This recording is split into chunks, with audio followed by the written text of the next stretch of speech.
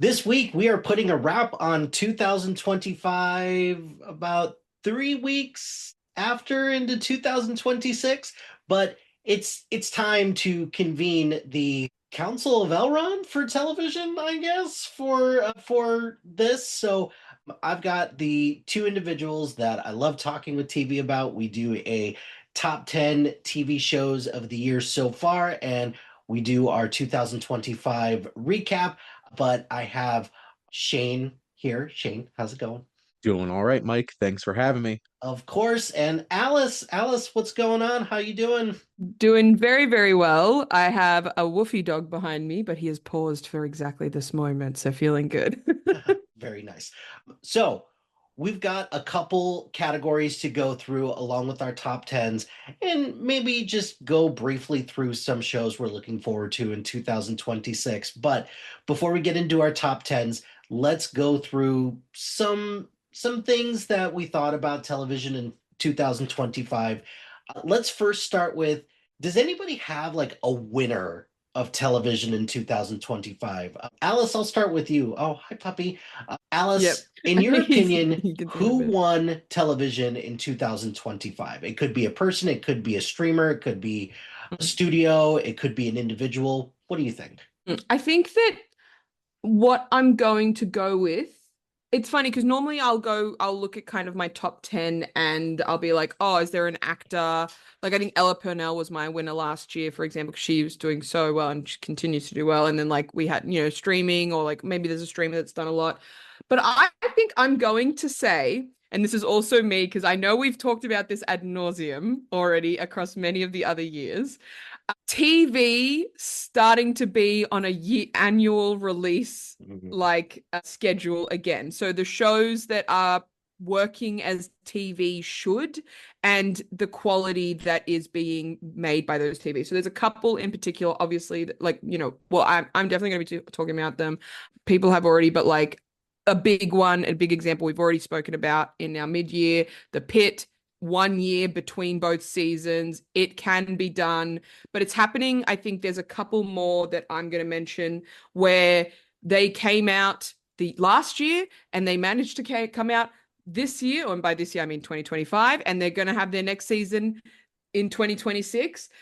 And it's we still have some big prestige TV, which is like you'll get the next season eventually, but which is again, I will definitely be discussing one prime example of this. But there is enough now that A shows quality and also renown that I'm like, this is the winner. The winner is going back to TV being TV again. I think that there was this blurring of lines for too long between, oh, it's prestige, so therefore we get to have this weird blank check. And I think that it's like, let's actually, like, there's a reason it's television, right? And so 1 year should be plenty of time. Even if it's like a year and a half, I'm happy to give that grace. But 2, 3, 4 years, it's getting ridiculous. And I'm glad that we're pulling back from that now. That's yes, that is accurate. Two episodes into the pit, and Mm-hmm. so far in 2026, and it feels nice just to be Yeah. getting a show so quickly, especially a good show as well. Yep. Like, look, say what you will about certain shows. Like, I hate to call out like certain studios. Like, well, I was I gonna say think Stranger Things, I Netflix.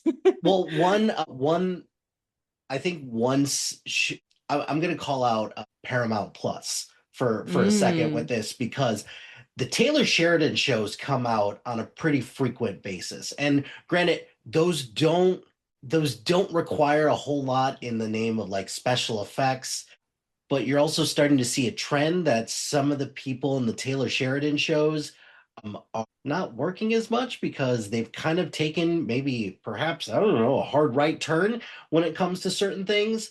Pun kind of intended, but they're not working as much. So they can pump out these shows regularly, as Taylor Sheridan is clearly, because I'm watching Landman and it's been a My year. God, it's okay. I've been seeing clips of that coming out, and I'm like, this feels weird.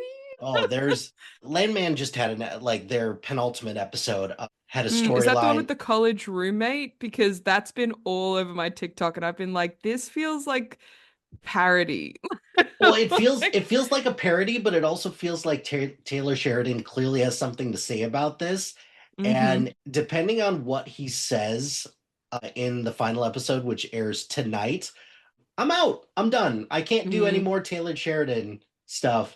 If he cannot show that there are consequences for people's actions in a way that makes sense and isn't just about, culture wars or wokeness or mhm. whatever he thinks of that. Because if I'm looking for someone's opinion on, culturally relevant stuff and wokeness, Taylor Sheridan is not the person that I want to hear any of this shit from. No. But yes, Alice, that's great call for that. Jane, what So, 120? Oh, go ahead. well, I guess just to add on to that, it is nice to actually, be able to count on some shows actually coming out and not being like, Yeah. did this show get canceled or is it just taking this long for this to actually come out? Mhm. And, hmm to like that Mike brought up like special effects heavy shows, but like It's never what the it's so special from effects though. no, It's from what literally it like sounds they like, It's the actor's schedule or no, it's not the even that writing half the time. process. Yes, they're like, oh, we're gonna meet in the writer's room in October, and they're saying this in like February. I'm like, no, Mhm. no, I don't know. I was thinking about this today while I was doing laundry, of course, and I was literally like, no, you know what? You get to do a job that people would kill for. Like you literally get to make up stories and then film those stories and then like go back in the it's so hard to sit in the writers room. I know I'm going on a rant, but like I'm just like, no, what are you doing? Do the writing, take a like 2 to 3 month break, which is plenty of time, and then do it again. I don't see like well done. You made a successful show. It's not the visual. If it was the visual effects, that's one thing, but it's never the visual No. effects. well, and it tends to happen with the really big show, like genre shows like that a lot of the time. And I haven't watched the new documentary about the making of Stranger Things, but I've heard some not great stuff, seeing as, they didn't even go in with a ending going into Too. and it's just like it took you that long to write this and you didn't even figure out something. It's like you could have started that well before that without knowing an ending because you did that anyway. But Mhm. it's I'm glad to see some of those shows. And yes, the Paramount Plus is probably very happy that they have regularly pumping out those Taylor Sheridan shows, like 5 or 6 of them every year, because they get a lot of attention. I'm pretty sure that and Star Trek are the only things getting people to Paramount Plus on this point. But Yeah, yeah, Hey, that's they also streamed the Golden Globes. Did they? Because do you have any idea how hard it was to find the Golden Globes on Paramount Plus? It's unbelievable. Like, how am I? Yeah, like it's crazy. to be fair, they probably wanted to bury that Well, because, especially Nikki who, Glazer had some who, accurate opinions about that. well, no, I mean, well, I'm saying more from, who owns Paramount now. But, You mean the it is what it government is. sponsored My propaganda? I feel like my biggest winner, and this was a close call between two streaming services. I'm still gonna go with HBO Max, and this is like 99% just HBO Hmm. because actually I can't really think of how many like just Max originals they have.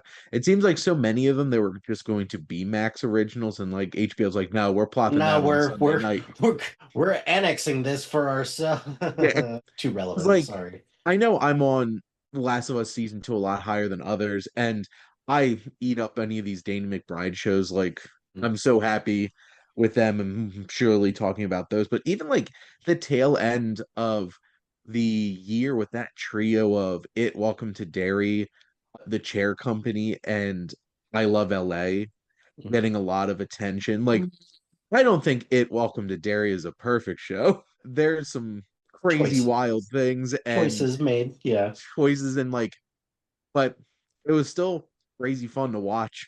And I've seen so many memes about it, especially like small child flipping the bird to Pennywise clown. But no, I think HBO Max is certainly up there. And I think Apple's just establishing itself as we consistently just put out great stuff. Hmm. And more people just need to watch it.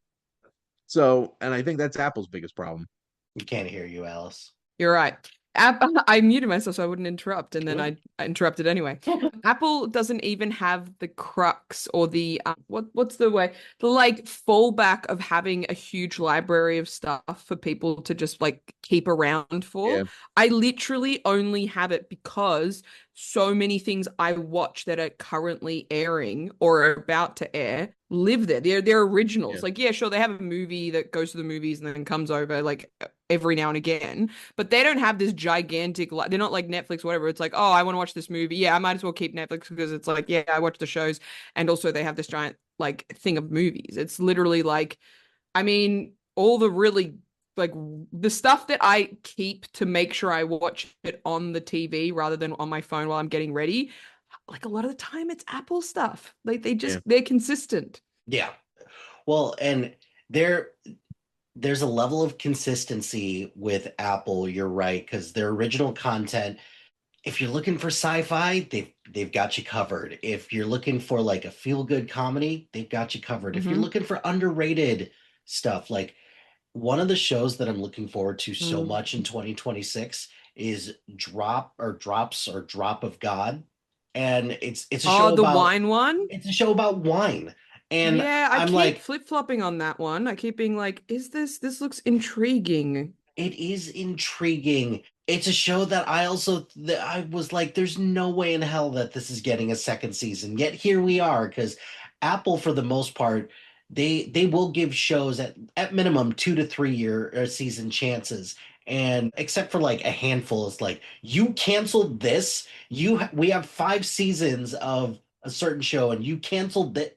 Fine, okay, cool, thanks, Apple. But the and Apple, like towards the tail end of this year, really got going with certain shows, and they're going to be off to like a hot start this year with Shrinking coming out, another season of Monarch. Yeah, it's well, maybe not Monarch, whatever. Anyways, I'm excited about Monarch. my winner for 2025 is Netflix, for a couple reasons. One, it's going to be HBO Netflix Max maybe at some point if we merge, which I'm Netmax. yeah, sure, like No, what it's just going to be Netflix. They're just going to Yeah. completely destroy the Yeah. HBO Max. which I'm concerned about that aspect. Needless to say, also for the theater going experience, like we're going to keep everything 45 days. Like, yeah, you also said that you're going to keep prices the same for a year, yet here we are. Yeah. So okay, cool. But the other thing too is that the physical media aspect, it's like, are we going to get physical media? Well, we'll see. But No, because then you own something, Mike. You're not allowed to own things anymore. no, of course not. Why? How silly of me. But the real reason, taking aside that Netflix ended 3 of their biggest shows this year. So Cobra Kai, which that doesn't count because that's a YouTube Red or YouTube original one first that Netflix was like, we're gonna capitalize on this. Squid Game ended, but that should have Should have ended with ended a season while one. ago. That should have ended with season one. But for them to finally put a cap and end Stranger Things as well, you've got another season of Wednesday. But it's completely fair also that Netflix won the year because they arguably had the biggest movie of the year with K-pop Demon Hunters as well. So for Netflix to have something that, and they almost had weapons, which is crazy. oh my god, They would really? have like, yeah, well, the only reason they didn't Well, is one because of one Zach Kreger was like, no, I want a theatrical release. I don't want, so he turned down more money because he was promised a theatrical release with the one he went with. Which ironic was Warner Brothers, and Yeah, exactly. who knows? Eventually, it's all gonna end up there anyways. So yeah, Netflix for me very much my winner of 2025 with a close second. I do agree wholeheartedly with you. There is something kind of nice that we are starting to get more consistent television because I think HBO is the one that recognizes this the most because they're doing this with The Pit.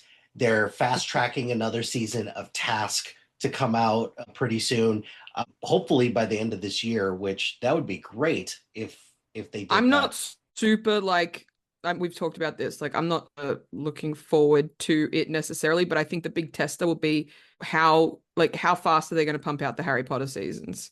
That'll be if they manage to pump those out once a year.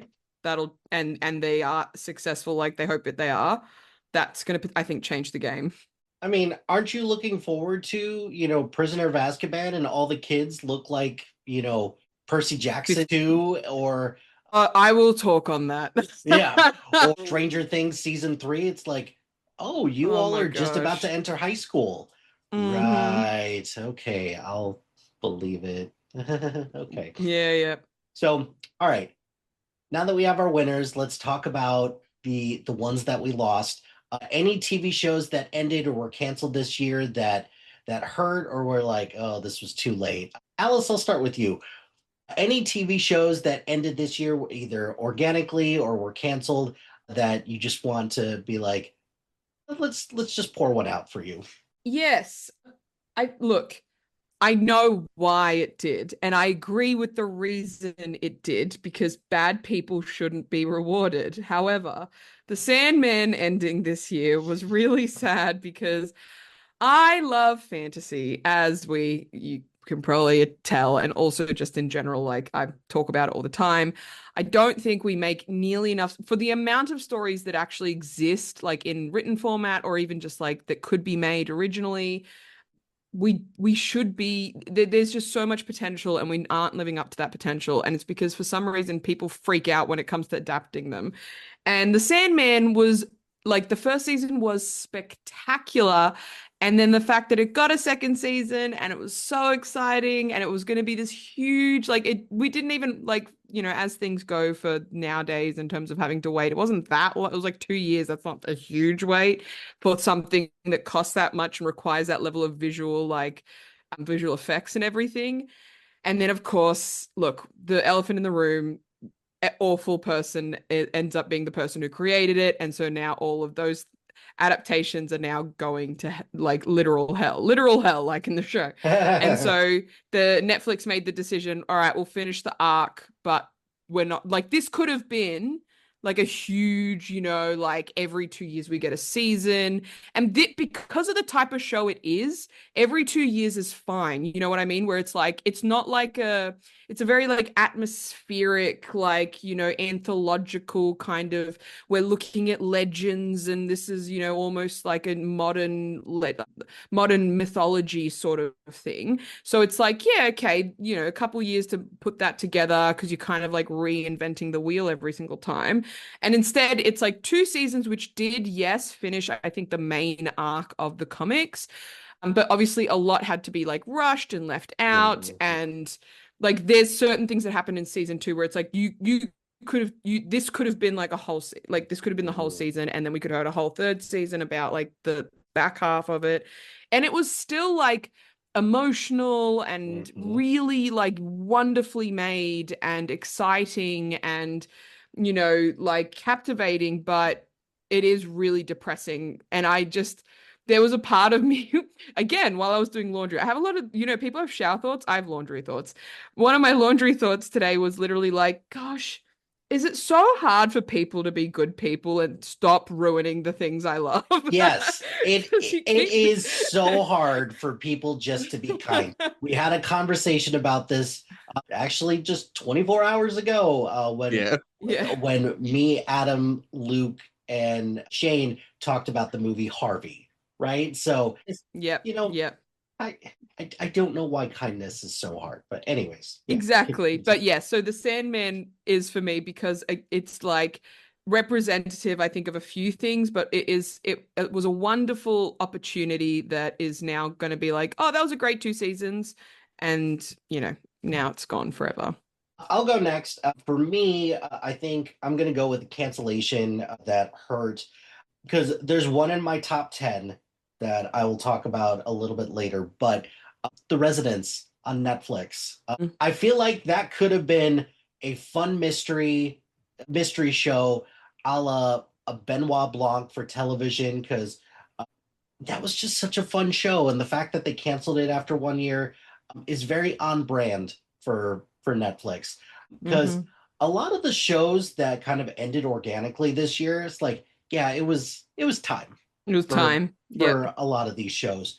But the fact that Netflix canceled a show that I think could have been something where it could have easily been done on an annual basis, uh, sucks a lot for me.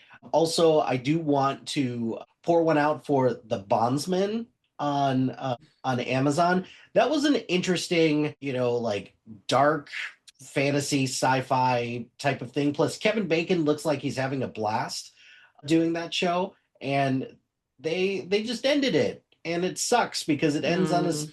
I hate when shows end on a super cliffhanger, and it sucks because now Mhm. we're never gonna get You shouldn't be anything. allowed to have a cliffhanger unless you're guaranteed a next season. I think that should be the rule. It frustrates me so Well, much. Alice, here's the problem: is that even if you're renewed for a second season, it doesn't matter because there's sometimes where it's like, yeah, we renewed you, but we're not actually gonna Mm, do this. like, So, Nope. yeah. Shane, you got any shows that ended or that were canceled that were like, ugh, come I on? think Resident Alien and Righteous Gemstones are two shows where Mm, they still went out on high, me loving those shows. I'm just sad they're over at that point. And do you have things like Stranger Things and The Handmaid's Tale that like these have been like a big chunk of the past like 10 years? And yeah. like But Handmaid's I'm Tale, relieved that they're done. I'm just happy that they got their shit together at the end of The Mm, Handmaid's Tale after yeah. spinning wheels for like 3 seasons. And Yeah. Stranger Things, it's just like I can I can't deny that I'm gonna miss that show. It's just it was such a big part of the past 10 years. The show that I'm mad about is I'm mad at Peacock for canceling Poker Face because I love that show. And Peacock, what else do you have? Like, come on. So I'm hoping that Ryan Johnson finds a new home for it. But that in particular ended on a crazy ending of season 2 with so many questions. And then it's like, nope, just over. So I'm mad at you, Peacock. To answer your question about what else does Peacock have, nothing. Nothing at this point because they do really well with, one season and we're done. Mini series or limited series. Bel Air is done as well because that ended, but they've got Twisted Metal and The Paper. Probably that's really about it. Yeah, I don't know what Peacock is doing on the television front because Just lost all the WWE catalog to ESPN and Disney. So then it's just like, who's even going to Peacock at this point? So they're the uh big losers of 2020. But that yeah, wasn't a question. So I mean, there are plenty of losers going around for the streaming for television, and yeah, I suppose I should have had a winner and a loser, but we don't need to, highlight and point out the negatives. But I'm just saying Peacock would be it. yeah. But Uh, anyway, I'm gonna save underrated and underseen for, we'll just say honorable mentions after our top 10, so I'll save okay. that for later. Favorite TV performance of 2025. For me, this was tricky because there's a lot of great performances Mm, this year. It's really hard for me not to pick the ones that have won all the awards and all the prestige this year because there's a reason why for the most part mhm. all those individuals won. But unfortunately, I'm going to because for me, my best performance of the year, Jesus, it's his first credit. It's Owen Cooper in Adolescence. Mm, How on earth is this his only credited role? Now, on one end, I'm a little concerned though, because it's like, okay, you were great in this, but Hollywood, unfortunately, is like, what else can you do? Like, can you do a comedy? Can you do like, are you just going to be in these drama limited series? He's got a bunch of things going from this point forward. I'm very curious to yeah. see what he's going to do to follow up with this. But there have been, younger performers who have, knocked out a role and then they're pigeonholed into one particular role moving forward, or they just don't break out the way that you thought. So I'm very curious to see how his career goes, but Owen Cooper is my performance of the year. Shane, who's your performance of the year? I'm probably gonna go with Rhea Seehorn for Orbis. I love her so much, and I'm really hoping that this show actually gets her some real Mm. recognition this time, Right, seeing as like Oh, that she's already awards wise, won a bit, so she seems to be because cleaning it up like a bit. all of those years on Better Call Mm. Saul just like get completely ignored awards wise. But no, this is such an interesting role too, this isolated character who basically has the whole entire world against her at this point Mm.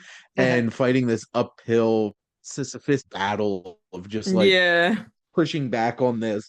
And then at the end of that season, really getting me invested in this unfortunate and 100% going to be tragic connection that she makes. And it's just like so many complicated emotions just watching her performance in this show. And she's fantastic. And that show just dropped the bomb on us at the very end, leading into the next season.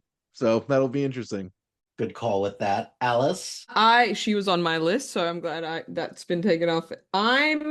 Look, the obvious one is the one that's been winning everything anyway, which is Noah Wiley. So I'm gonna go with Denise Goff from Andor because I think that she has a really tricky like job in that show because she is so hateful Mhm. and so like awful, but she's so subtle. It's like a very subtle performance as performances go. And so I just like I was very impressed, even, obviously Andor, like it was like a crazy kind of show, which again I'm sure we'll talk about more later.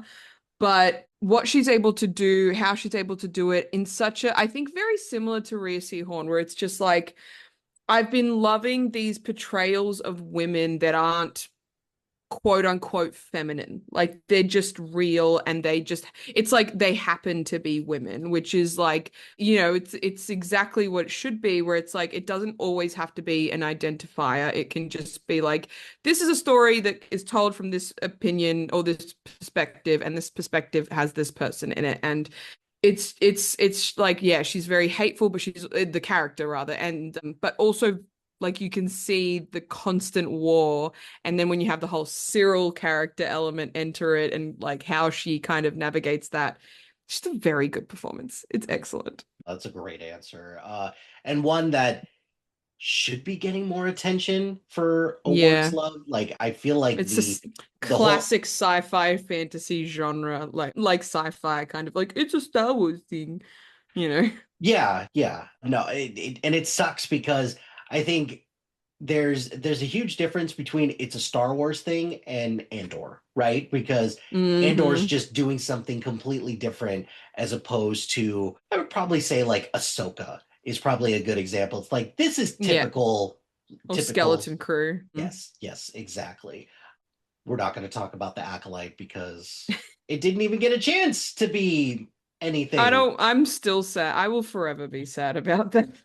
I didn't think Disney had the balls to actually cancel that Yeah. because it's yikes. Hmm. Like how bad and how much backlash is enough? Well, I guess it's an Acolyte level of backlash, which Hmm. is Hmm. stupid because Yep. anyways, Still stupid. it is still Still stupid. stupid. Let's go ahead and there's plenty of more performances I'm sure that we'll shout out in Hmm. our top 10s and honorable mentions. But the last thing that we'll do before we'll do our top 10 favorite TV moment or episode. Hmm. Now, like, look, if you've got a whole episode that you love, great. I shout out to you for that. But that's why I also said, hey, if you've just got a moment in an episode, that works too. So, Alice, do you have a favorite episode or moment in television this year?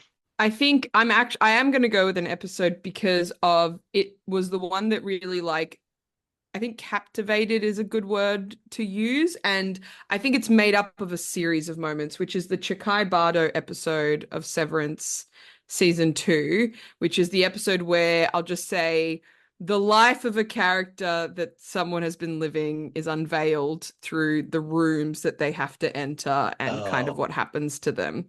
Yeah. To give context to those who have Oh, seen him, oh. the context setting episode for a character that you have seen a lot, but then you're like, oh, this has been happening the whole time. And I like the show is obviously amazing, as we've talked about, and it's got a fantastic concept and it's intriguing, but this was a storyline where you're like, okay, I'm intrigued. I want to kind of see how you can convince me. And it was a form of I honestly could have said the Australian actress, by the way, who plays Miss Casey. Mhm. I honestly could have said her for performance because it is quite extraordinary what she has to do this season. But it is, and I'm going to bring up her name. So her name, believe, is Deechin. I'm probably butchering it, but Deechin Lockman. But you've seen her a lot. Like she's that one of those character actresses who's been in a lot of things, and she has a starring kind of role in this season, particularly this episode, from where it begins to where it ends, and that context setting.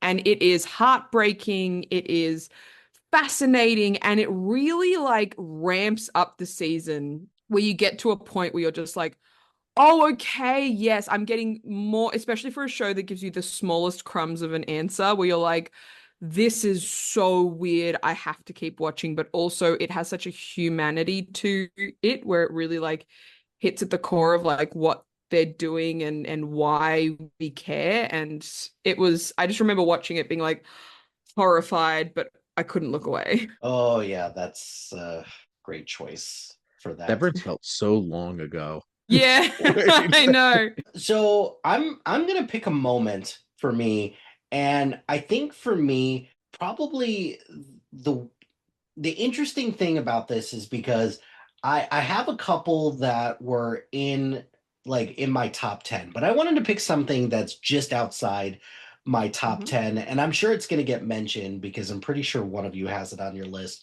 But the first episode of Paradise, when you pull back a little bit and you're just like, Oh, yep. oh, that's what's going on. Hmm. I don't know why I didn't see it coming because the guys that created Paradise are the same ones that did This Is Us. And then once you figure out what's going on in This Is Us, it's like, duh. Like, of course that's what they were gonna do with that. But for me, that sets the stage for a much more interesting show beyond what you thought it was going to be, which is just a who done it in terms of murdering or killing the president. It just elevates the Hmm. show and ups the stakes so much more. And then even later on, when they have the episode where it's like, how did we get to this point? That's one of the best episodes of television that we have so far. So Hmm. Paradise, another show that's coming back this year. It's like, really? Okay, I will take that. Hmm. So for me, that's my episode or moment of the year. Shane, what's yours?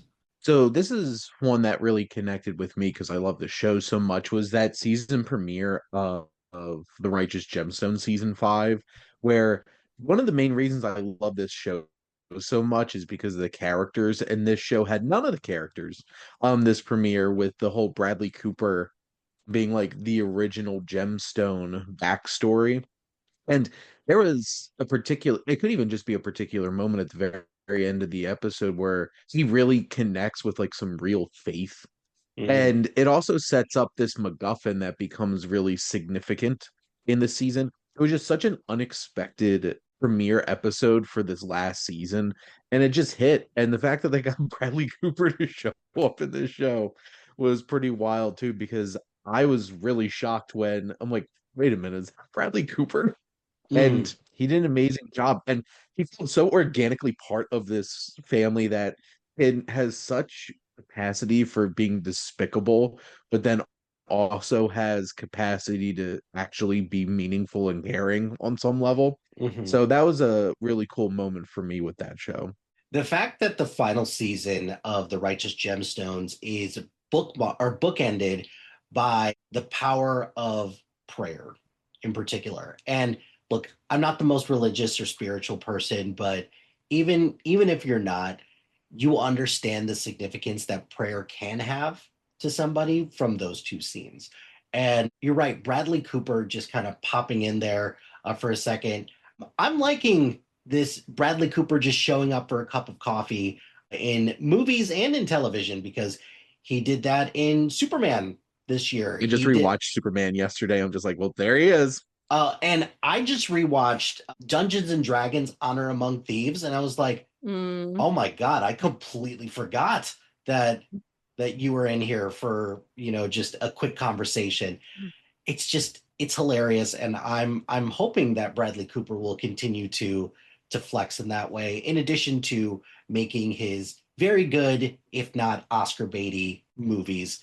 So, all right, the moment has come upon us where we will do our top 10 shows of the year. Now, we will follow the similar format that we have been following, where we will talk about it at the latest possible point. So if somebody says the show, just say punt, and we will talk about it when it is at the highest point.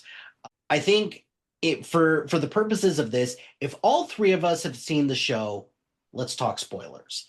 If Yeah. one of us has not seen the show, then we will tap dance around stuff and we will refrain from spoilers.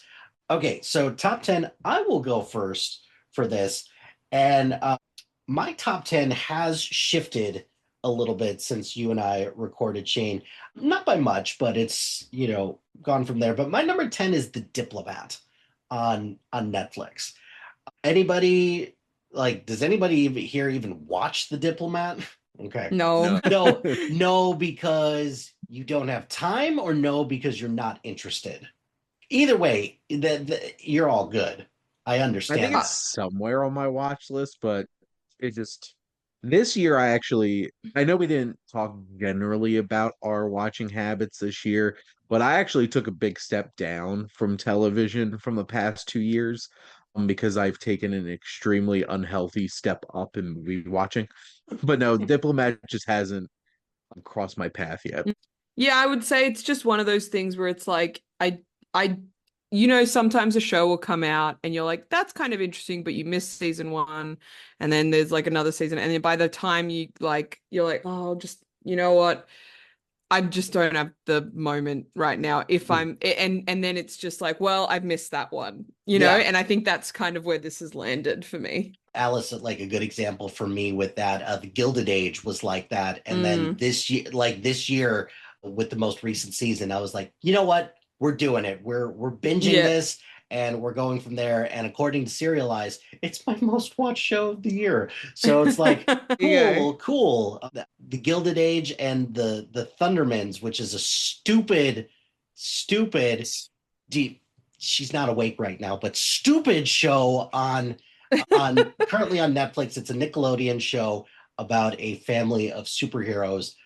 It's great. It's great. Alice, you have that to look forward to one day, where it's like, oh, I have to watch this because cool.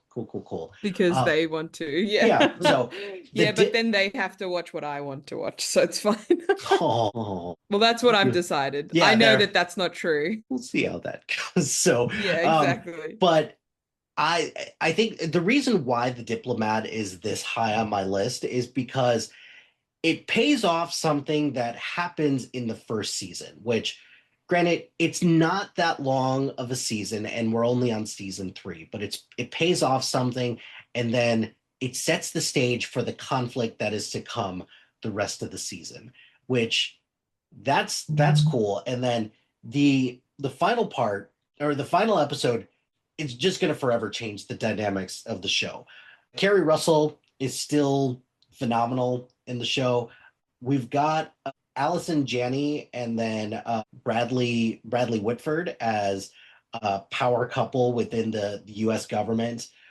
But I think for me, the real standout performance this year, or for The Diplomat, Rufus Sewell is just doing some amazing work in that. Like, it's true, Kerry Russell, she's the star through and through, and she's the most she's top billing. But Rufus Sewell as her husband, I guess, There's a dynamic there that's like, oh, everything's different now. Cool. Let's see how this pans out. So for me, The Diplomat is my number 10. And now I'm, kind of what Alice is talking about. There's so many shows like that where it's like, oh Mm-hmm. crap, I just missed this.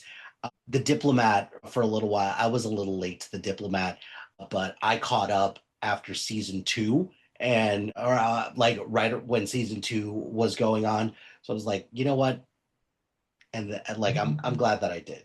Like, is it like groundbreaking television? No, it's just good, solid television. So Shane, what is your number 10 So my number 10 is Hal and Harper from Movie. movie? Yeah. And I was a little surprised that Cooper Raiff went in the direction of making a show after his first two films, which Shithouse and Cha Cha Real Smooth, I think are both fantastic.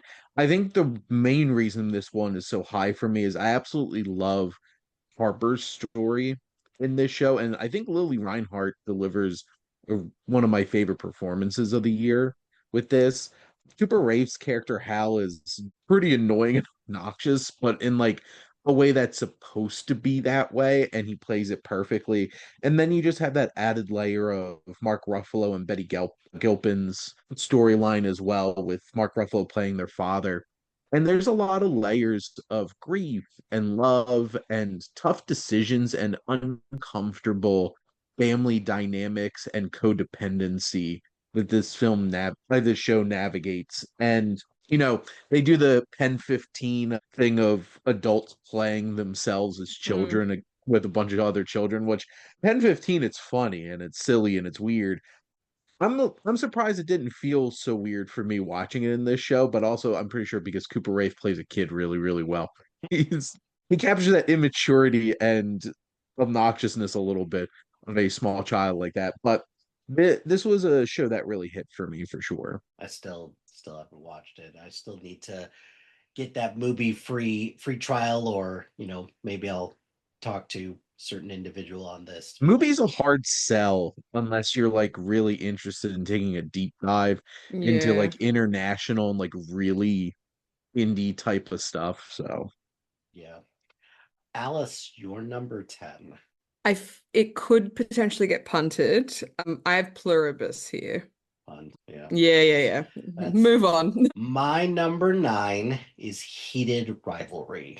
And this is It's also so my funny you number say 9. that. Oh, it's so okay. You can't talk spoilers because I have been flip-flopping on whether I watch this because it is, which you would think, Alice, you love romance and you love reading, and this is exactly up your alley. And I've just been like, I don't know, there's just something about it where I'm like, oh, but do I?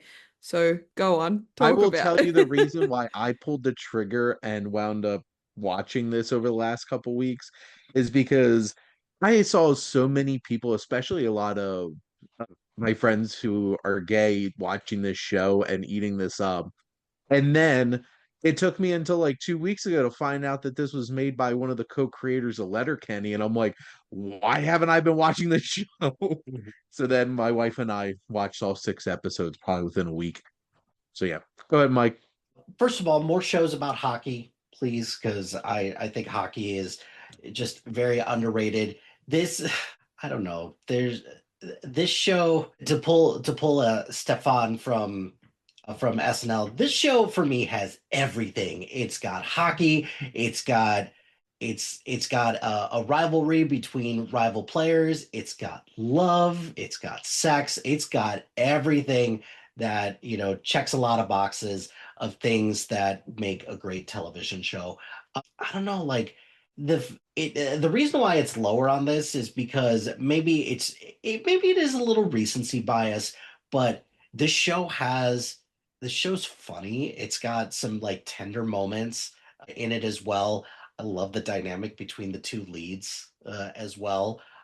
So I know I'm not really doing a good job of selling this to you, Alice, but I feel like like I can't really talk much about it, but I do you like or like because For me, also, like I admitted this to Shane, like I've never seen an episode of Shorzy or Letterkenny. So, No, like I to haven't seen either of those either. However, if it helps, it's funny because I literally had this conversation not 2 hours ago when we had some friends over for dinner, and my friend brought up the heated rivalry, and we're both big readers, and we talk about the books and stuff that we love all the time. And then she had just finished, and she's not a big like she watches shows, but she had just finished, and I was like, okay, do I watch this? I feel like everyone is talking about this, but and she's like, no, no, just trust. So I've already been convinced. I will watch it. I think there was just something about it that looked off to me, but I am more than happy to I'm convinced. I'm intrigued. She told me a lot about like the fact that there's like even like a really nice B plot in it that kind Mm. of helps balance out the angsty A plot as it is. And so yes, I will report back. That B plot with Francois Arnaud, Scott Hunter really deepened the show Mhm. in a Mm. really an unexpected and impactful way. And this show is hot. Like this is a steamy show, and they don't pull a whole lot of punches Nope. in showing how steamy these two young, extremely horny and bit closeted men are in this Mhm. whole dynamic with each other. And also, like, it has great characters and great supporting characters. Like, I think I told Mike, this felt like gay Shorzy, and that made me so because like I love Jacob Tierney and Derek Kiso as creators. They just make interesting characters that also feel like these just could be your weird neighbors or just your neighbors, Mm. and they feel so relatable.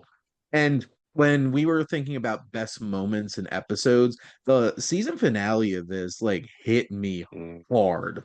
Like I was so invested in this romance. I'm just like, dang, I don't usually get this invested in romances like this. It's so funny because that was one of the reasons why Helen Harper hit so hard too, was because I felt so invested in Lily Reinhardt's love life in that show. But no, this is exactly what people were like clamoring this about, and then some. So, yep, that's why it's my number nine. Cool. Alice, your number nine.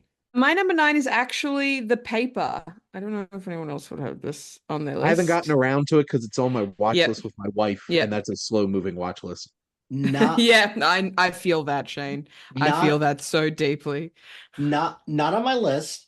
It would have been an Hmm. honorable mention, and I'll get to my thoughts after you go. Yes, so I went in with quite low expectations because I love The Office, as I'm sure millions of people do. And when they were like, "We're going to go back to the world of The Office," I was like, "Don't do Why? that. Why? No one wants that. Stop doing that. There are other things you can do." However, I was like, okay, it's like I actually do love a good mockumentary format.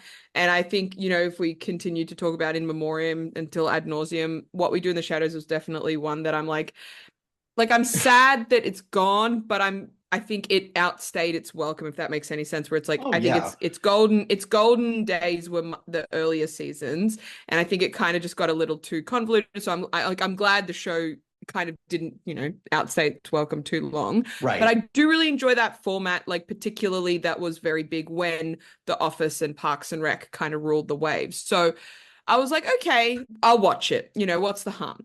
And so I sat down to watch just the first episode, and then I binged the whole thing in like a day because it is charming. It Yeah. is a real charming show. First of all, when they announced Donald Gleason as the main character, I was like, oh, all right, you've gotten someone famous. No, no, that was impeccable He casting. he He is commits. He commits. He's so I good was in I that. was very worried they were going to basically do similar to how between the Office UK and the Office US, they kind of did a bit of a one for one before the Office US found its own footing with its characters. So they, kind of Martin Freeman became like, and his and the character that he has a romance with became Jim and Pam, and like Ricky Gervais's was just Michael, and that's why everyone's like, oh, season one is kind of crap, but like season two is where it really finds its stride because I think Michael really finds his stride as like, oh, like that, but he actually has a heart of gold, and that kind of helps push it all forward. And I think I was worried that they were going to just do a 1-for-1 sort of thing here, just in a different setting. But it's different. It's like it's in an office and it's got the cringe and it's got all of that humor. But the characters, obviously there's Oscar who's like ported his way across, and that's fine. But like all of the characters, even the way that the like I'll say key romance is happening, it's completely unique. And again, I think it's very wholesome and very charming, and like even the like quote unquote villains, of the piece, they have an arc. Like at first you kind of hate them, but it's a very like Abbott Elementary with like Ava and that kind of thing where it's like, oh, I hate you, but also you are like you're entertaining, and also there is heart. Like these are people with multitudes that I really enjoy. And I remember that final episode, there's this, big culmination, as it were, and even like both in a relationship and a plot sense.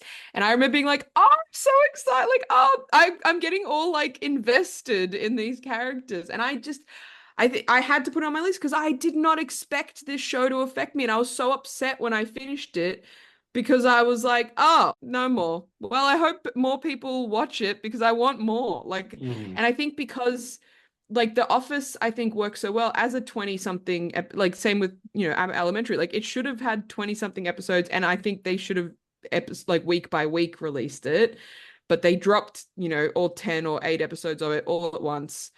And at least in Australia, they did. And so They I did that binged here it too. all. Yeah, there you go. So I binged it all quite quickly, and I'm a bit worried that people might not have watched it, or it's just gonna have too big of a break or something. So I think if maybe they've done this before, where it's like the first season's like 8 episodes, but then they'll expand it for the next season. But yeah, it's very nice. It's just nice to have like a really nice one with like people who are trying and just going to their work, and it's not all overly dramatic. And it captures, I think, the charm of The Office while still being its own thing, which made me very happy. The last thing that you just said is why I like the show so much, is Yeah. that it is not trying to replicate The Office. No. It's trying to replicate the feel of it at times while still trying to be its own thing. And I think that's Mm. what resonated so much with the show. Plus also a small town print paper Yeah. that is Yeah. you would think that it wouldn't be an interesting subject matter for that, but Yeah. they talk a lot about the history of the paper and why journalism still matters. Do you hear that, Yeah. United States? Journalism still matters. Yeah. So, but there's something so earnest about that. Earnest is a good Like word. the first the first episode. This isn't too spoilery, but when they go down to see the printing press, it's like Mm. like and just the power that bringing information to people in whatever capacity. I love the dynamic also. It's like the print versus the The digital. digital and the clickbait. Yeah. Yeah, yeah, yeah. all the clickbaity, like it's hilarious to me. But yeah, just the way that the paper, like the newspaper industry has evolved, kind of just is showcased so well in this. So it's weird because the reason why I kind of was a little bit on the fence about this is because Peacock, they originally were going to release it week to week until they pulled back at the last minute. It's like, we're just going to drop it. It's like, well, that's not a good sign because Peacock only does Hmm. that to things that they're not that confident about. But I think Peacock recognized that between this and the first season of Twisted Metal, maybe they should stop doing that because Yeah. Twisted Metal got a season 2. Oh God, Shane. So you know what's interesting is NBC is airing Oh this. God. So NBC is airing this right now on Yes, a they are. weekly basis, and it's calling them new episodes. Yes, I I have a hate that. sinking I hate. feeling that this is not going to be a Peacock show anymore, and they're going to shift it to NBC and it be a weekly sitcom because they're in a pretty productive sitcom mode right now because NBC Mm. always used to have like great comedy sitcoms with like The Office and Parks and Rec. I have a sinking feeling the paper's not going to be a Peacock show anymore. I would probably agree with that because beyond the Chicago series, like what does NBC have right now? St. Dennis Medical. There is that. So, but I like that show. That's nice. I do too, and I think they might pair it with I think they might Mm. shift the paper to Thursday NBC and do it that way. Thursday night on NBC, that used to be a thing. Mockumentary time. Yeah. Yep. So, well, plus also, Abbott Elementary is still going strong, and I don't want to say that they need competition, but like, hey, come on, spread the love a little bit. Well, except Abbott Elementary, I feel like it should be winning so much more in the comedy department with award shows. So at least give them the the actual success in terms of viewership in that.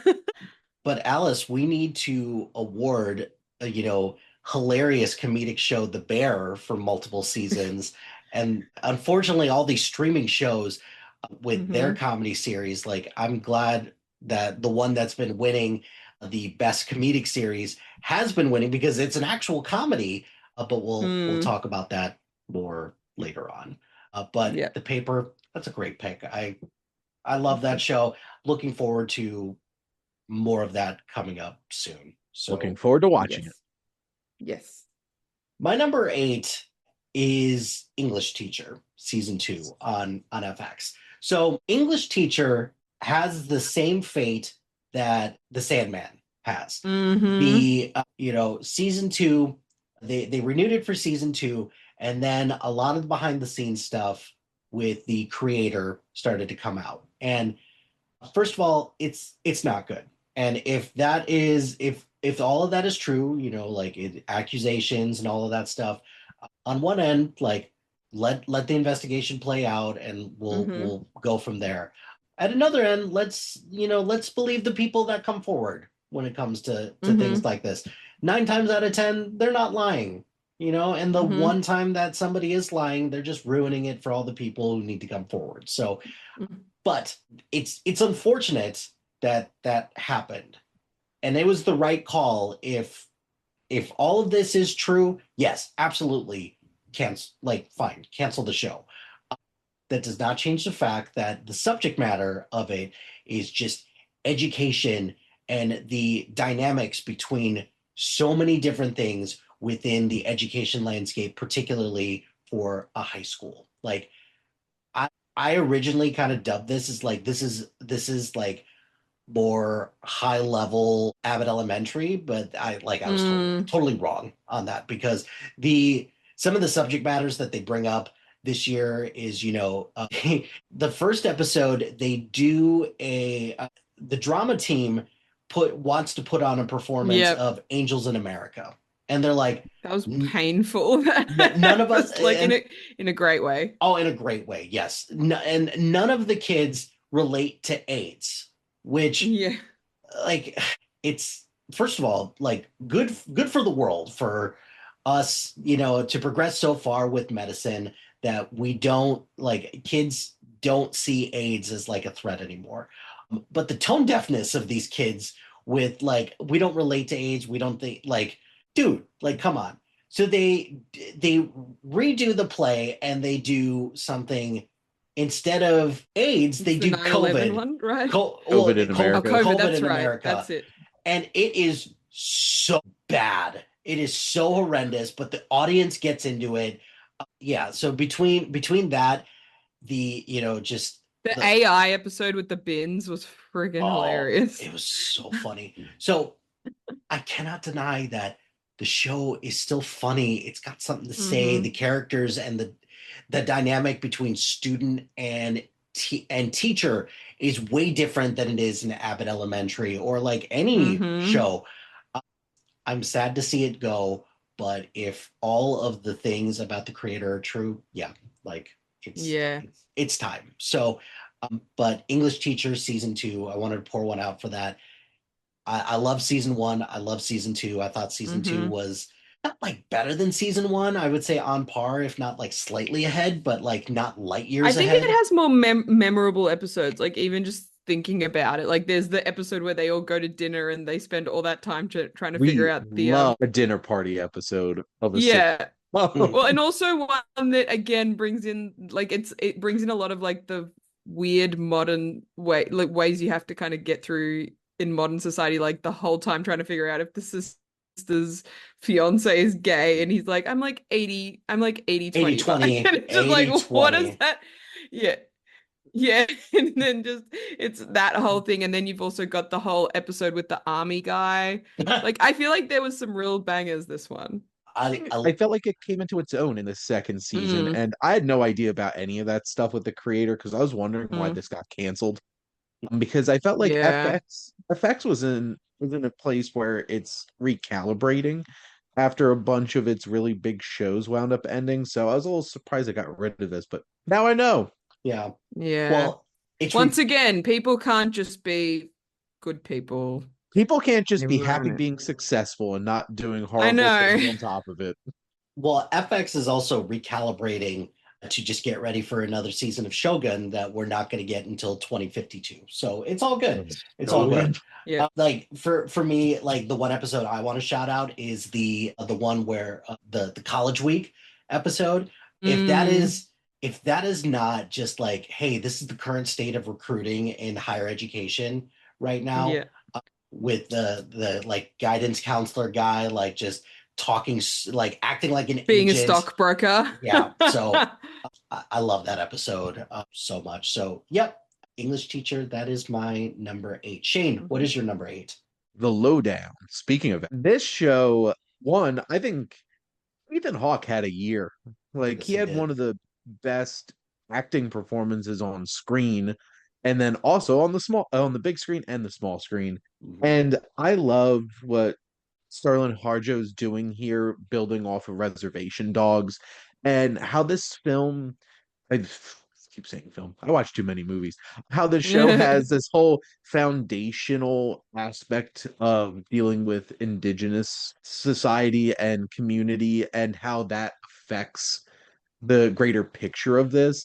But also, I love Ethan Hawke's like he's a journalist. He's also like a little too conceited about things and thinks he's a little bit better than everybody else. But then, keep messing up and getting his ass kicked and Mhm. having all these like different dynamics and getting in caught up in this big conspiracy. And that's a great supporting cast with Keith David and Kyle MacLachlan. Kyle MacLachlan is working so consistent right now on even just on television and stuff like that. And even Tim Blake Nelson, who literally his character dying is the whole entire crux of the show and how they incorporate him back in throughout. It's really got me. I felt invested in the personal life of Ethan Hawke's character and was really intrigued by this bigger conspiracy that threads in a lot of really uncomfortable current events issues, including like crazy like alt-right religious organizations as well and stuff like that. This has a lot of layers to it. I'm really looking forward to more of his shenanigans in future seasons with this. Has it already gotten renewed?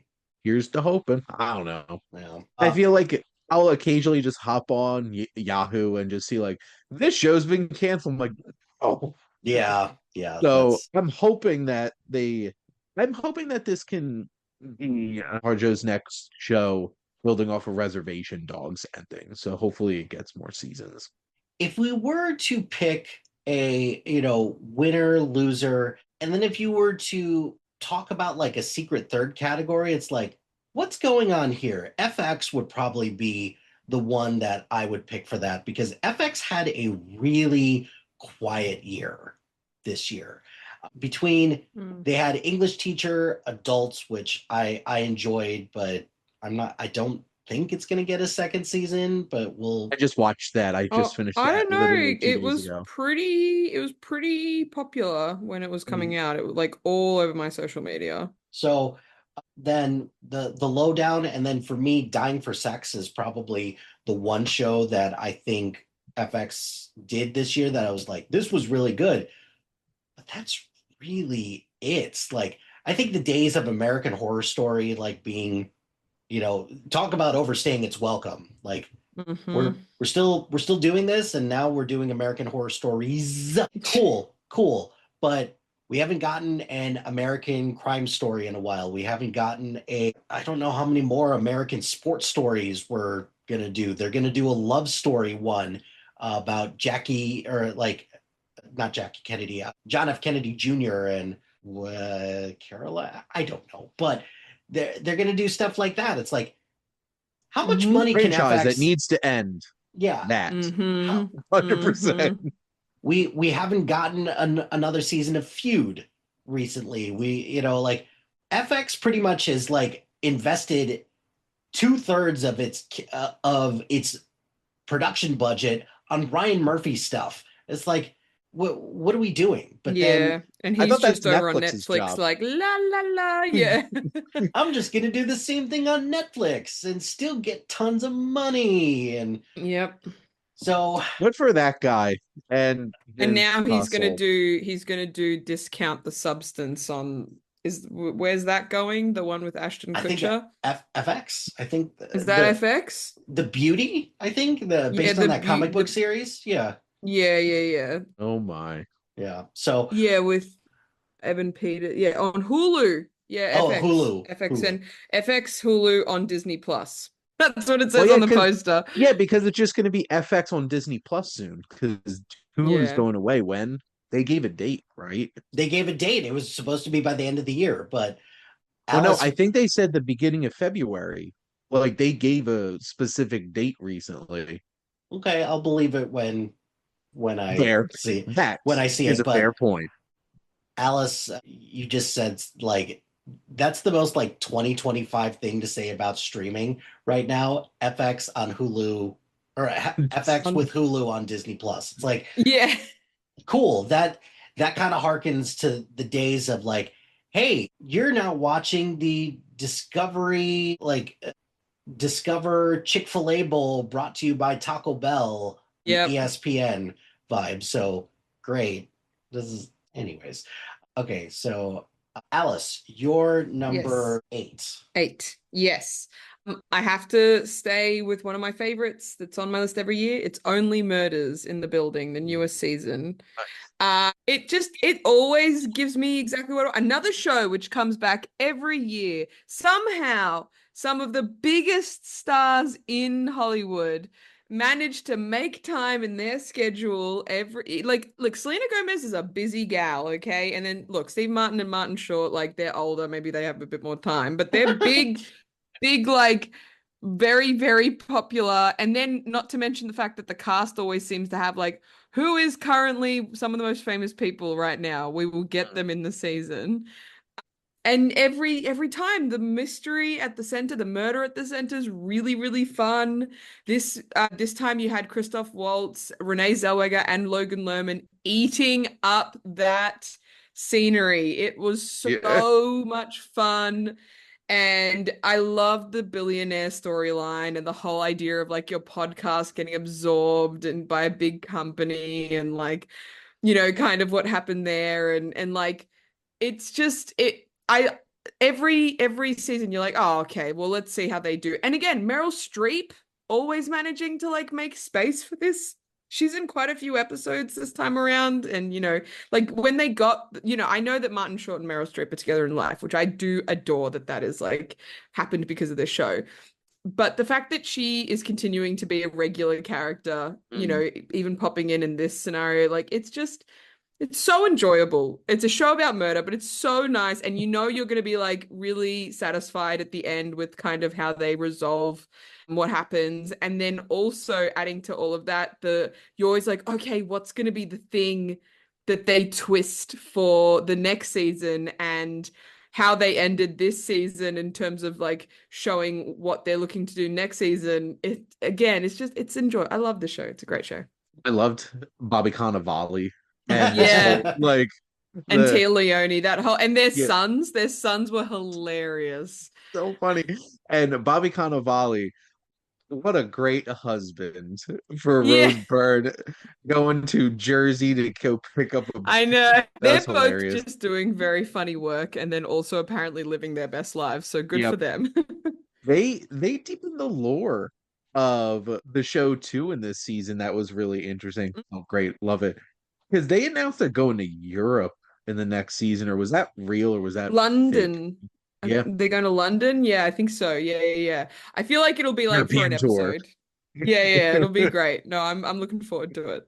How many more murders in this building can occur before they're just like, Well, I mean, even the way Becomes they ended fun this after a season, while. yeah. yeah, even the way they ended this season, it kind of shows how they can like stretch the category, as it were, where it's And wink like, at the camera doing it. so hey, if Midsummer Murders, this tiny little village has thousands of murders, like we can make it work. That and Habit Cove, Maine. Like if Yeah. Murder She Wrote can still be a thing where they killed literally half the population of this small Maine town, that stuff can happen in this building once a year. Yeah, So exactly. it is New York. It is New York, and And that they've is expanded like the building, you've got the west and the east. Like it's fine. It's fine. Don't worry about it. They'll make it work. Don't I'm think enjoying it. about it, Mike. Yeah. oh this yeah, that's a situation, as my co-host Nick on Geek Speak Louder Than Nerd say, that's a shut up nerd moment. It's Yeah. like, just go with it. Just shut up You and get stop thinking you about get it. shut up nerd a lot on BTB Club too. I brought that one over to them, and that we just recorded, like I said, an episode of Dungeons and Dragons, Honor Amongst Thieves, and someone was saying something about how did this happen? I was like, shut up, nerd. Like that is That no, is a movie where you just shut up, have fun, and don't think about it. exactly. That's because No, it's Anyway, D&D, and that's the point. yeah, Everyone just goes off plan. They go off book. That's the point of D&D, is to 100%. try and throw the DM off.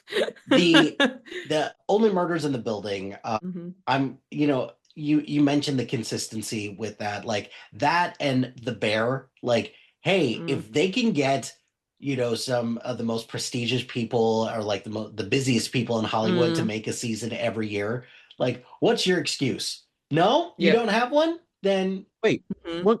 Isn't the Bear FX on Hulu too? I believe so. Yeah. We didn't even bring that up. Well, We're having that whole entire conversation about FX. Well, maybe there's a reason for that, because I'm maybe okay. Never mind. We'll get into that a little bit later. All right. So my number 7 is Death by Lightning on Netflix. Oh. When Shane and I talked about this show, it really should be called Sideburns. The sideburns and facial hair, Yep. because the A game on that is really good. Production values are great, but if you want to talk about a story that's like, seriously, who gives a shit about the assassination of James Garfield? Like, no, not a lot of people do, because in American history there have been a handful of assassination attempts on presidents, and there have been a handful of successful, unfortunately, assassination attempts. Lincoln and JFK are the two that, like, yep, these are the ones that are, those are the ones that we learn about. And then James Garfield is present as well. So, Present. but for me, the thing that resonates about this show is that, number one, it's only 4 episodes, so it's a quick watch. Number two, the performers and all of this are doing such great work. Michael Shannon is great. Matthew McFadden, just so slimy, and such a just a great antagonist with this. I'm a sucker for any show that teaches me something different about American history, because I'm a nerd like that. However, Hmm. what this taught me two things. One, is that Betty Gilpin can just do no wrong at this point. Betty Gilpin, in a sea of just political men in this show, Betty Gilpin for me is the standout performance in this, without a doubt, as Garfield's wife. But the other part of it is that I hate how relevant this show is now. Like, I hate Hmm. how, like, particularly in American politics right now, how relevant this is, because there is like, look, if you're gonna quibble about me spoiling something that happened in American history, I'm sorry. But the the line that resonates the most with me is, there's a conversation that people are having about, like, did a rival of Garfield, is he responsible for the one that killed Garfield? And one of the Hmm. other characters said, no, I'm going to venture a guess he's not responsible, but he's responsible for the climate to make this happen. And that to Mm. me was like, God damn it. Why are we doing this again? Why are we Because doing this history again? repeats itself. Because if Because you people do are not, stupid and forget if way you too don't learn quickly. from history, you're doomed to repeat it. I don't know how many times people have to tell people that. Well, in the incredible immortal words of Russell Crowe, people will never learn from history on the press tour of Nuremberg because people forget too easy. And I'm Mhm. just like, Russell Crowe just plopped that right out there, and it's 100% true, which is really sad, but it's true. I'm sad now. Shane, you're number 7. Adolescence. Puns. Yep, figured. Alice, you're number 7. This is where I have another murder procedural. I guess you could call Only Murders a murder procedural, but this is where I have high potential because I really, really enjoy that show. I'm a bit annoyed that they did the whole mid-season giant multi-month break thing that like I'm like, hello, is this 2005? What is happening? Like, why are we doing a part 1, part 2?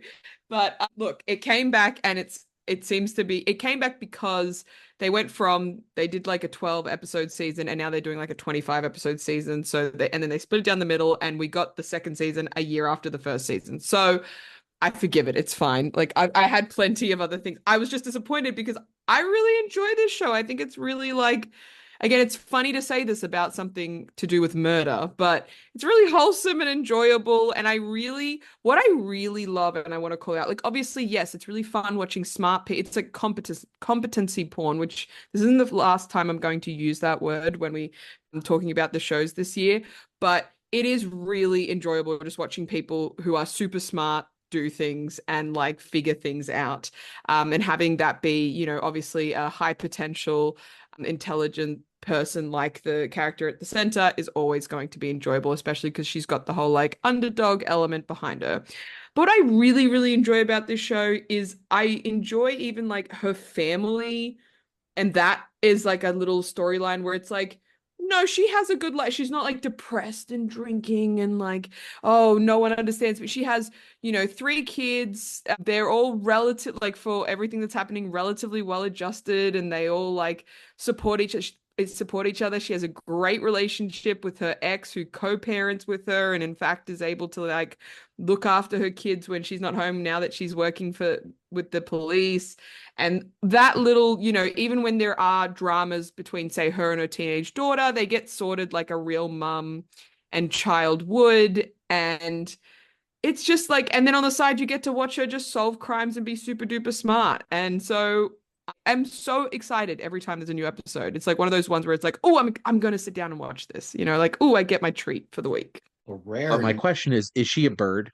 Sorry. a rare network show that like Mm, I guess the paper kind of counts as a network show, but it started on a mm, streamer. But no, that's a good call out. It is a show that it's on the list for me. Like mm. unfortunate most network shows are because I'm intrigued, but we've talked I mean, about this it's at it's what nauseum. you There's expect.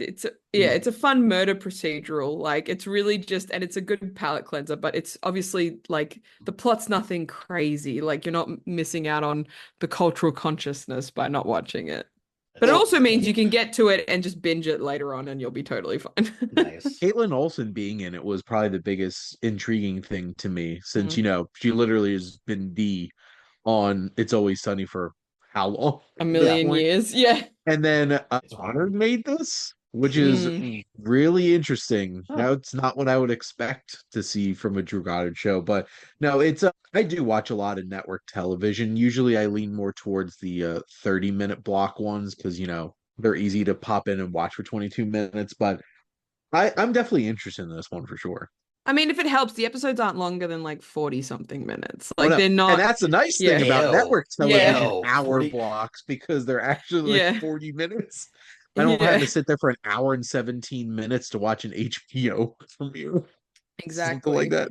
I'm quibbling about something that's 40 minutes when our Stranger Things season or series finale was 2 hours Two and hours and not. 5 minutes. Look, Yeah. there's a reason I literally still haven't seen the new season of Stranger Things because I'm just like, oh, I'll get to it. I just can't be bothered right now. It's too long. My Yeah. my wife got super invested in making sure that we watched it. We even stopped our Golden Girls binge on New Year's Eve to watch the finale of Stranger Wow. Things. So it didn't get spoiled. So there you go. Never mind. I'm not going to say anything about that. How What dare was it, the you? Golden Girls binge? Because that's what my wife and I do every New Year's Eve. No, no, no. So My like if I were you, I would have kept watching Golden Girls, but the I enjoyed the finale. Apparently a I, lot more than most people. So I enjoyed the last 45 minutes of the finale, but we'll talk about that another time. My number six is Task on HBO, or is it HBO Max? No, I think it's HBO proper for that one. oh yeah, So it aired on HBO. This got squeaked out of my top 10 by Heated Rivalry. so when Shane and I talked about this before, it is the most aggressively Philly show that I have in my top 10. But I think the thing that kind of resonated with me with this show is that it's kind of taking like a crime procedural show and kind of flipping it on its head a little bit because it's a special FBI task force. And if they can pump out one of these like once a year with Mark Ruffalo, who very Mark Ruffalo is a great task leader, but he's also got a lot of personal dynamics going on. He's not like the most physically gifted FBI agent either, but for me, what sells this is just the people that they're investigating. They're really good. What's her name? That she was in Coda. She was also in The Running Man. Amelia Jones. Yeah, she was fantastic in this, and then even like the whole investigation about this biker gang, which first of all gives me Sons of Anarchy vibes to no end. But I really enjoyed that as well. But like it's beautifully shot as well. Just the countryside of Philadelphia that looks very At pristine. Delco. Oh, okay.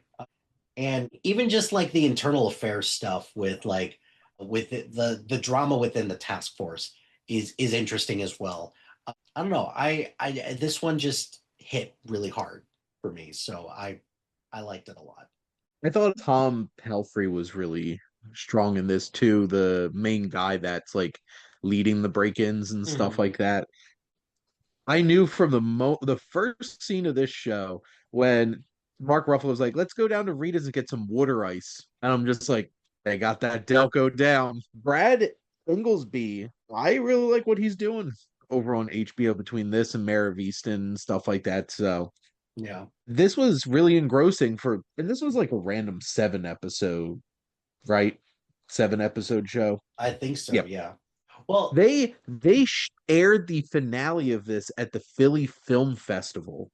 That's how big this was in this area. interesting. Okay. Yeah. So Tom Pelfrey, I don't know what it is about him. Like I cannot get it out of my head that you are an Iron Fist, and like I can't take you seriously right now, even though he Wow. has got more than enough credits. Like I'm taking a look, like he did amazing work in Ozark. He was in Love and Death. He's in this. That is more than enough to wash out the stink of Iron Fist in my head. It's not. And like Yeah. it's so stupid. It's me. Hi, I'm the problem. It's me. However, Yeah. I cannot like he does phenomenal work in this. I will say that. Okay. Uh, Shane, you're number six. So I got Andor season 2. And, Yeah, punt. Figured Alice, you're number six. My number 6 is Department Q on Netflix. This is just on the outside looking in. My Yeah, top 10. another, well, I guess crime procedural, I'll say. My best friend recommended it to me at the start of the year, and I was like, yeah, I'll get to it. Then one day I was like, you know what? All right, because she just moved to Edinburgh, so I was like, okay, I'm gonna watch it, and then I'll see like where she lives now. And it was, talk about a show where the first episode ends, and you're like, Oh. oh, that's not what I thought was going to happen because it builds up in a way where you just think. So wait, have we all seen this show then? I have. Okay. Yeah. Okay. All right. Because you nodded your head a bit there, Shane. So I was like, oh no, you haven't seen it. I have Okay. not watched it. So All right. Yeah. I was gonna about, which is good I asked because I was like, oh, better not spoil the way. But I'll just say the first episode definitely has an element where it's like, oh, I feel like this is what's gonna happen, and then it's gonna connect these dots, and then it ends, and you're like, not only am I Nope. intrigued because it does the like setup well, Mhm. but it also takes the story in a way that I was like, oh, okay, and then I again proceeded to binge the whole thing because I was like, I need to know what happens. It's one Mhm. of those where it's like I desperately need to know what the answer is, Yep. essentially. And it is satisfying, and I want there to be more. I believe they're getting a season I 2. believe so. It's Yeah. very slow horses in that way, where I'm just like, oh, it's just again, it's yeah, the IMDb competency says porn. 2027 it'll come out. Hey, Like, why? But okay. maybe it'll be like very start of 2027, and then because I don't know, just at least 2 years. I'll take it if it's a max, honestly, at this point. Like, but it is again, you've got the competency porn element there where it's just like, oh, these people are smart, know what they're doing. Particularly, obviously, Matthew Goody is excellent in it, but I do want to shout out part of his team is made up of a recent Syrian. I don't remember if he's a refugee or an immigrant, Believe he but might be I I, believe. I Anyway, from and someone from Syria who's just recently come over and basically doesn't have necessarily the legal ability to continue on with police work because his qualifications aren't recognized. But he ends up on this team regardless. He's played by Alexei Manvalov. His name is Akram Akram. Salim.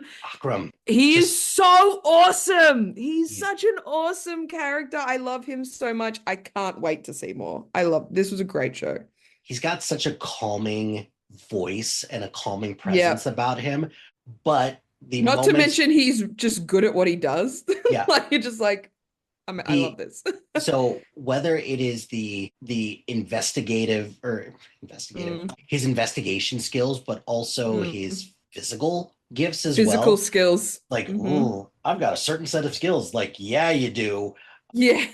Like the team, it's a quirky team, and that's Yeah. kind of what I I like love about those this. though. I Uh, love a good quirky team where it's like everyone has this, they're just a bit too much for it's again the slow horses effect where it's like they're too much for everyone else, but they work for a mm. reason and they will get the job done better than anyone else. Well, and then you mentioned that first episode, Alice, where the ending is like, Yeah. oh, okay, this Yeah, changes yeah. everything about the show. I also want to shout out the beginning as well. Like, what a Mm, way to mm, start the show where like mm, you go in for mm. like a routine checkup on somebody, and it turns out not to be Yeah. anything like that. Yeah, It that's keeps you on your toes, this one. Even there are certain I'll say story turns that happen with certain characters and where you're just like, oh, this whole time. And I'm just, again, it's just, it's got enough there where it's like, even when you're like, okay, I think I understand what's happening here. You do not understand what's happening here. And it's great. yeah, great pick. Again, just on the outside looking in, Shane, this is definitely one. Hmm. Just To, keep yeah, it on the watch to list. watch. Yeah. Yeah. Although apparently you have a couple years for season 2, so watch it at some point this year. Yeah. I have time. Yeah. My number 5 is this is where I have Pluribus. Okay. So, Do you have it higher? I also have it at number 5. So there we go. There you go. well, Alice, since you had it on your list first, right? So, Yeah. why don't you go ahead and kick off the I pluribus? mean, it's intriguing, isn't it, as a show? And it's definitely not one for the impatient, I guess is the word, where it's like, this is a sci-fi show, but it's way like all the way. If science fiction is a spectrum, it is all the way on the left of high concept, where it's Mm. like it is science fiction in name, but it's more about the human at the center. And am it, I am very annoyed that Vince Gilligan's like, yeah, I'll get to a season 2 eventually. I'm not in a rush. I'm like, well, then you shouldn't have done a season 1. What do you mean you're not in a rush? What does that mean? Like, you don't even gonna give us a date? Like, especially because of how you finished season 1. You can't just do that. But I have to say it has some obviously the like I mean I'm sure you guys are going to say it but like the writing's impeccable, the shot construction in this show and the color grading, like even the fact that like such a random detail, but like with Apple TV Plus, the subtitles are yellow instead of white. Like it's like details like that go beyond the show itself just to Mhm. kind of show the, I guess, or illustrate the encompassing nature of what happens with with all the people in and like what's happened to them and kind of how the world peace was achieved. But I have to say, like, it has one of the most heartbreaking, but also really defining scenes of television for me of 2025, which is the beginning of the final episode, where it kind of shows you where it's like the death of culture for the purpose of community, and kind of like what these others, I guess you could say, what it means. It and how it's like just because you're not technically lying doesn't mean you're telling the truth, and also you're not doing something wrong. Like and just because something is like there is a beauty to the individuality and the magic of humanity, and this is kind of like breaking that apart. And yeah, I'll let you guys talk a little bit, but yeah, it's a fascinating show. Go ahead, Shane. I mentioned I love Rhea Seehorn's performance in this. She can be so Mm. cantankerous, but also like I would be her. Like Yeah, I would yeah. 100% be that person. So I'm just Especially like, after what happens to Helen. Like, yeah, you'd oh, be upset. Right.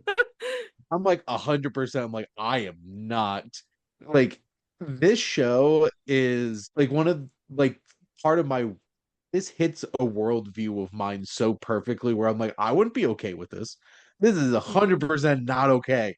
And that character is so relatable. And I those last couple episodes with Reese Seahorn and Caroline Wydra together, and I felt so conflicted and so Hmm. connected.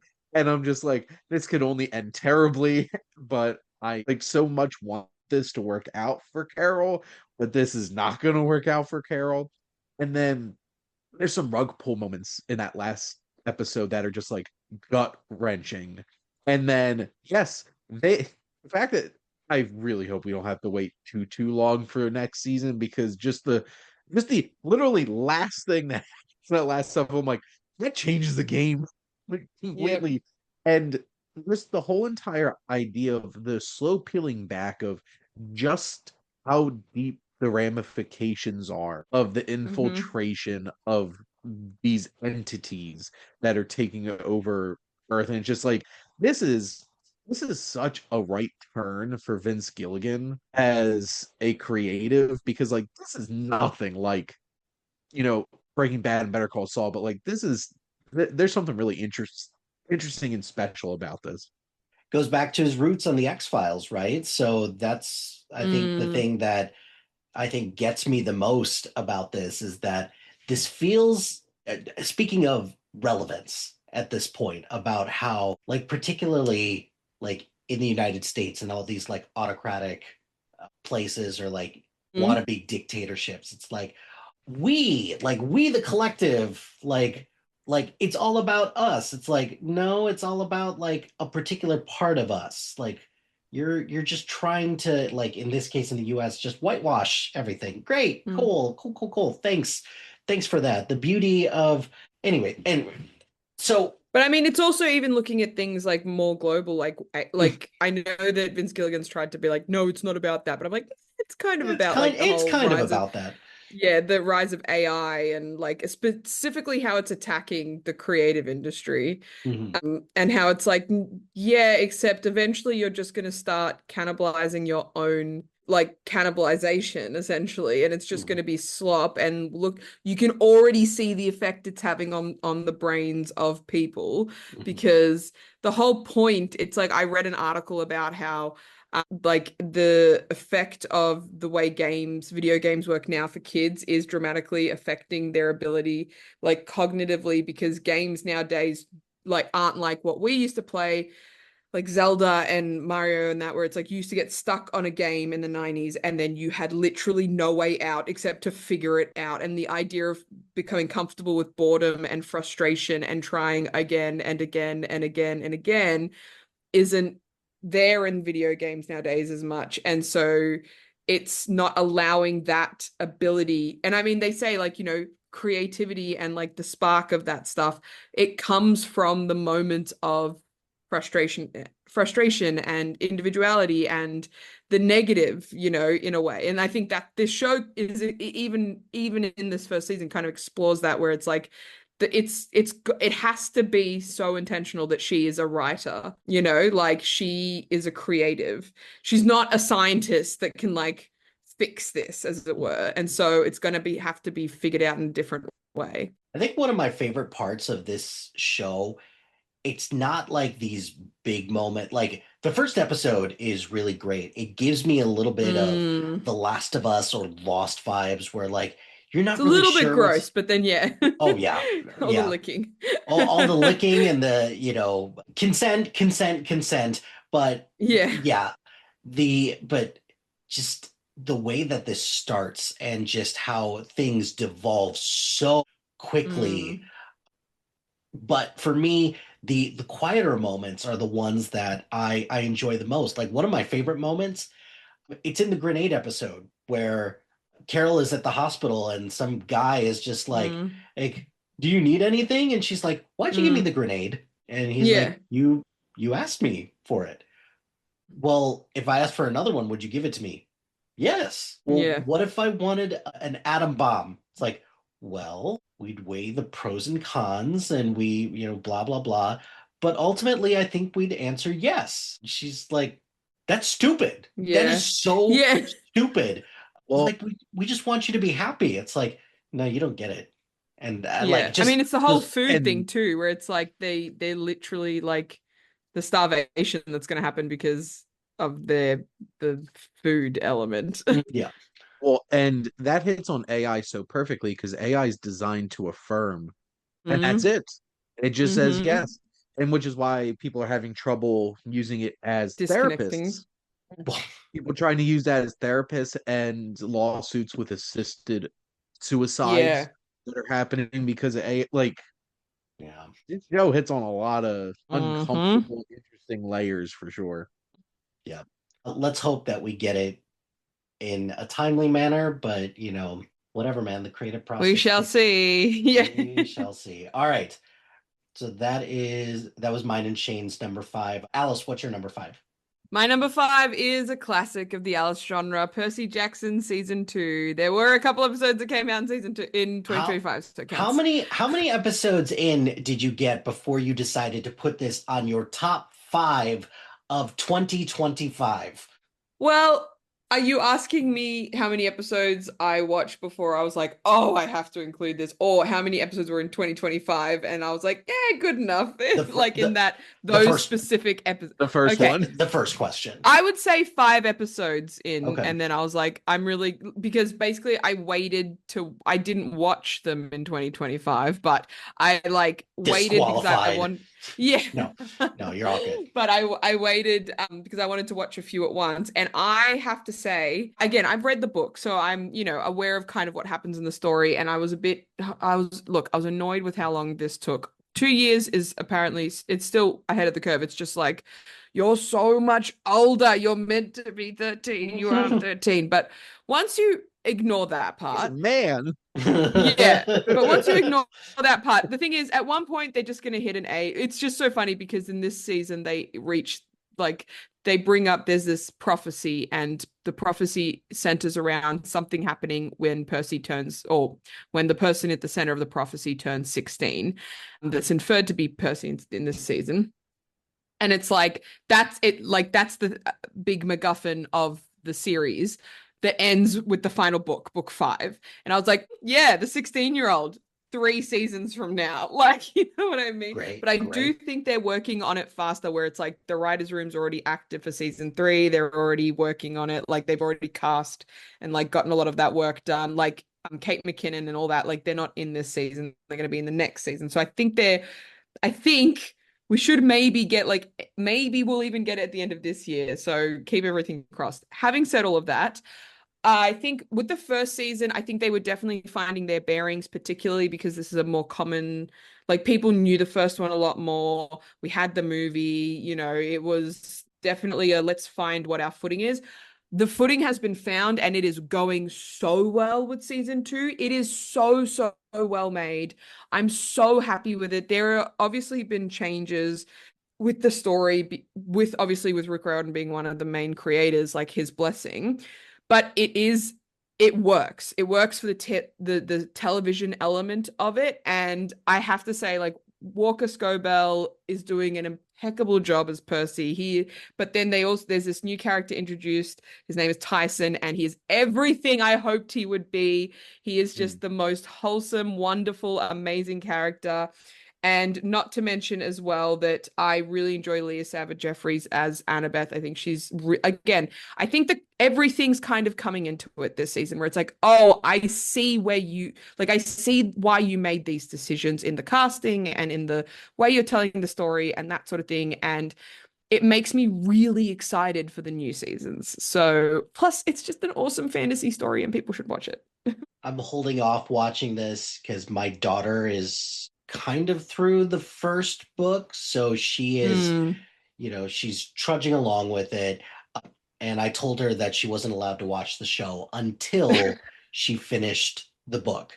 okay. She's like, I want to watch the movie. I'm like, no, No, you're gonna don't, watch the don't. TV show instead. Yeah, watch the TV show. And it's the same thing with this one. Like setting aside the fact that yes, the cast looks noticeably older. Yeah.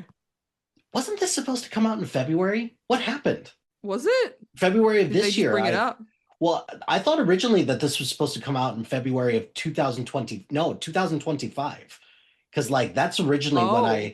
when I had it, and then they pushed it back. So Oh, I very much doubt that because the first season only finished airing in Oh, yeah, 2025. I reckon I'm wondering if maybe they took because no, the first season finished airing in January of 2024. And then I think what happened was potentially they decided to jumpstart their work for season 3 and then push this one as a result. So we got a delay with this one, but then hopefully that means we don't get a delay with the rest. Here's the hope. fingers crossed. That's the hope. on Yeah. that. This is still one of my favorite book series. Yeah. And Yeah. I've been so excited about this show, and it's definitely delivering. I'm enjoying. This is going to wind up being Mm-hmm. on my 2026 list. But you know, Timothy Simons, God, I hate him so much in the show Mm, on those first couple episodes, and like Rosemary DeWitt popping up as Mm-hmm. Cece, like they're Polyphemus, like some of these things just really delivered that I Oh, was so super good. excited to see and stuff like that. So Yeah. cool. Even there's a whole bit with the sirens, and it's just like, it's very, very good. It's very, and that look, was really well uh, done. the thing with Percy Jackson is it has actually a very classic, like very obviously slow burn because of the ages and everything, but like Annabeth and Percy are one of the great romances of like young adult literature. And Walker Scobell is he's doing so well in the yearning and his just like it's exactly what you want where you're like, yes, he is so, he is this character. He is Percy. The whole thing with Percy is his loyalty and the way he will like go too far for the people he loves and his friends. And you're just like, oh, I love it. I love it. Awesome stuff. My number four, not much of a spoiler to say that my top four have not changed since the beginning of the year. So unless you're keeping track, a lot of this is repeat. That just goes to the strength of like I still maintain that television the first half of the year had a better go of things as opposed to movies. But whatever, it's fine. But my number four is The Studio on Apple That TV is Plus. also my number four. Oh, So nice. I haven't watched it yet. It's on my list. I will get to it it's gonna soon. be an This is easy on. watch, to be Yeah, honest. yeah, Mhm. If you are a fan of film at all or yeah. Hollywood, this has a lot of great comedy. This has a lot of great concepts. This, talks about so many different buzz things when it comes to Hollywood, like the, just getting the one shot done and then, just award show prestige and why it's stupid. And like one of my favorite, like this has cameos galore in it. Like, don't get me wrong, like Seth Rogen and team are amazing in this. And I love the dynamic between all the members of the team. But I think for me, the cameos are what really sells this. Like Martin Scorsese is amazing in this cameo. For me, Yeah, my favorite cameo, Ron Howard, without a doubt. It's Hmm. Ron Howard. And they talk about things like creative liberties and different things like that. But between Ron Howard, Zoe Kravitz, like so many people are doing amazing work here. The writing is just so smart. And Seth Rogen and Apple, that's a partnership that like, hey, keep pumping stuff out because between this and Platonic, keep doing it because it's good stuff. Now that The Boys is ending this year, please, like Apple, just lock this guy up and just have him just pump out shows for you because he's doing great work. I'm loving the Seth Rogen producer behind the scenes creative era that he's in right now. absolutely. And it looks like supposedly the next season's coming out this year, 2026. So look at that. Ooh, well, They could and do Seth it. Rogen said that there's stuff that's happening during the awards, like a run they've been on that they have directly written down and put in the show. So, There you go. But like, yes, the core cast of Seth Rogen, Catherine O'Hara, Mike Barinholtz, Chase Sui Wonders, and Catherine Hahn are great. And then you have like the layers of like the Bryan Cransons who are playing characters that are recurring characters. No, like the Olivia Wildes, the Zoe Kravitz, the Martin Scorsese and Ron Howard roles are so fantastic playing themselves. And that whole Wonder episode was such a delight to watch for sure. And they get up to some crazy shenanigans by the end of this season. And it is a very biting commentary on studio Hollywood today. And that Kool-Aid thing. Kool-Aid thing is fantastic. It's so good and I don't know, it's hilarious because that Kool-Aid that whole conversation about Kool-Aid, that is exactly what we were worried about after Barbie. mhm. And it's like you are just Hot Wheels? manifesting all of our fears right now with We're getting this. that Hot Wheels movie.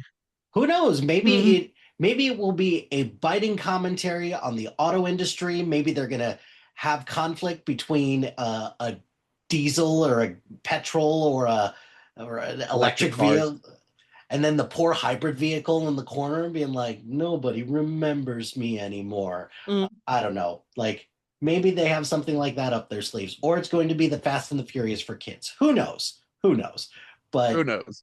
Or just um, Cars rip off. if it's You didn't that, think about that one, did you, Mike? no, I didn't because I try to. I have two girls, and but they're both like cars. We're good. No, thank you. Like even like during watching the second Cars, they were both like, "This is dumb." I'm like, oh, thank you, Jesus. All right. So, Alice, you're number four. My number four is Paradise. I don't Just know one else. Cool. just on the outside looking in, but we, I think Yeah. we both seen it. Yeah, like Have Shane, you seen it, Shane? I have not seen it. oh, damn, Oh, damn, damn. yeah, I know. Okay, I will speak on it briefly because I do think It is. I went in knowing very little. I don't even know why I was even that intrigued by it. I think like I'd watched Sterling K. Brown on Graham Norton, and he just said some like he just said like I think Graham said then like, oh, that first episode, I never, and he's like, yeah, no, like that's the thing about it. And I was like, okay, I mean, f fun presidential like assassination plot. Yeah, okay, why not? I'll chuck it on. Oh my God. I was so relieved that I had because I'd waited so long, I had the whole show to watch. And so I was able to just be like, I need to know what happens immediately. But I think the characters in it are also really great. Like they all not what you all of them are not what you expect, and they all contain so many different levels of dimension. Yeah, I think it has one of the best openings to a show in modern history where it's like, oh yeah, but it actually manages to stick the landing and keep it interesting the whole season too, where I'm intrigued. I was intrigued and I'm very curious to see because yes, this is one of the shows that I was like, look at this, 1 year. 1 year for this show that has an element of, like high production requirement, and somehow they've managed to come back a year later for a season two, where there I think is going to need to be a significant uptick in production requirement. I'm very curious to see how they continue this storyline. So Paradise. They're very curious about that as well. The Mhm. main thing that sold this for me and the reason why I started watching it was Sterling K. Brown because he Mm, is slowly and but surely become must-see television for me, or must-see mm, movies as well, because he's mm. starting to dip his foot more and more into movies. But I will watch anything that he is in. He's phenomenal in this. I think the standout performance is Julianne Nicholson as Oh Sinatra, yeah. who you know that she's up to something, and then when you find out what it is, it's like, oh, this came from noble intentions at first, and now it's It's about the not. warping of humanity. It's great. I love Yeah. it. So this has a lot to say about, tough choices that need to be made, and how you can have the greatest plans for something, but they're not going to go the way that you expect. James Marsden is actually he's great in this too, and I'll Mm-hmm. it's all great stuff. With the what happens at the end of season one, I am this is pretty high up there in terms of wanting to see what happens in season two. So I'm very much looking forward to this. And also Mm-hmm. shout out to the music as well, because slow acoustic versions, or like slow, sad, depressing versions of like 80s classics, love it. Love it so much. It's the soundtrack to this is phenomenal. Like there's a scene where they do Another Day in Paradise by Phil Collins. God, it's great. It's great. Not Yeah. so much the one about Yep. that they do for Eye of the Tiger, but whatever. It's fine. It's fine. Yeah. It's all good. Okay. Some good needle drops for sure. My number three is The Pit. Punt. Okay. Shane. My number three is The Last of Us season two. Really? This is still almost a year later, and I'm still hurt. I legitimately can't deny how engrossed I was still watching the show and how much of an emotional impact the show had on me. That second episode just killed me. And you'll remember my wife staring over at me, knowing that I didn't know what was going to happen. And this is one of those big frustrations of these shows not coming out every year, because the way this season ended, I'm just like, and also how supposedly season three is going to go. I'm like, how long am I going to have to wait to figure out what the hell's going to happen? Mhm. But even like the whole episode, one of my favorite episodes too is that whole episode where we really get the bridge between them and all of what has happened in the years since the first season. And I know a lot of people, this was a big step down because it didn't feel like a whole season of a show, but I was still very invested and really appreciated like the growth of some of these characters, and kept me on my toes for sure. I have no idea. Still don't know how idea. I'm this close to looking up how the rest of this game goes, because I don't know if I can handle waiting to find out what happens. But I've made it a year without looking it up, so maybe I can make it some more until 5 years from now when this show's finally resolved after the fourth season. Cool, cool. I'm so glad that you like this season still resonated with you. And when we talked about this before, you could probably play the video game multiple times before the season Oh, I comes know. out. Because yeah, Yep. it is a I'm too what busy playing Madden 26, Mike. oh that's the reason why you're busy. It's not like you've got a full-time job and you're going to movies every chance that you get. Yeah, it's Very nice. Madden.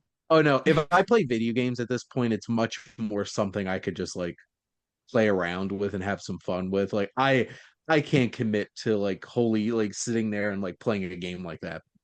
So I'll There's wait and not look up on Wikipedia.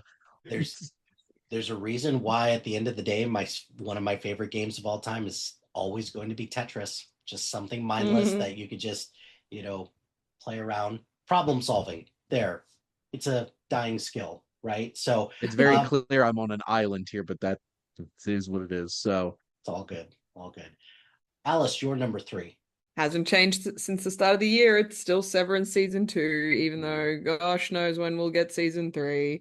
mm. But this one ended just as chaotically as the first one in a way that made me be like, ah, when it ended. But also, what I do appreciate is that it did actually answer some of the questions we had after season 1.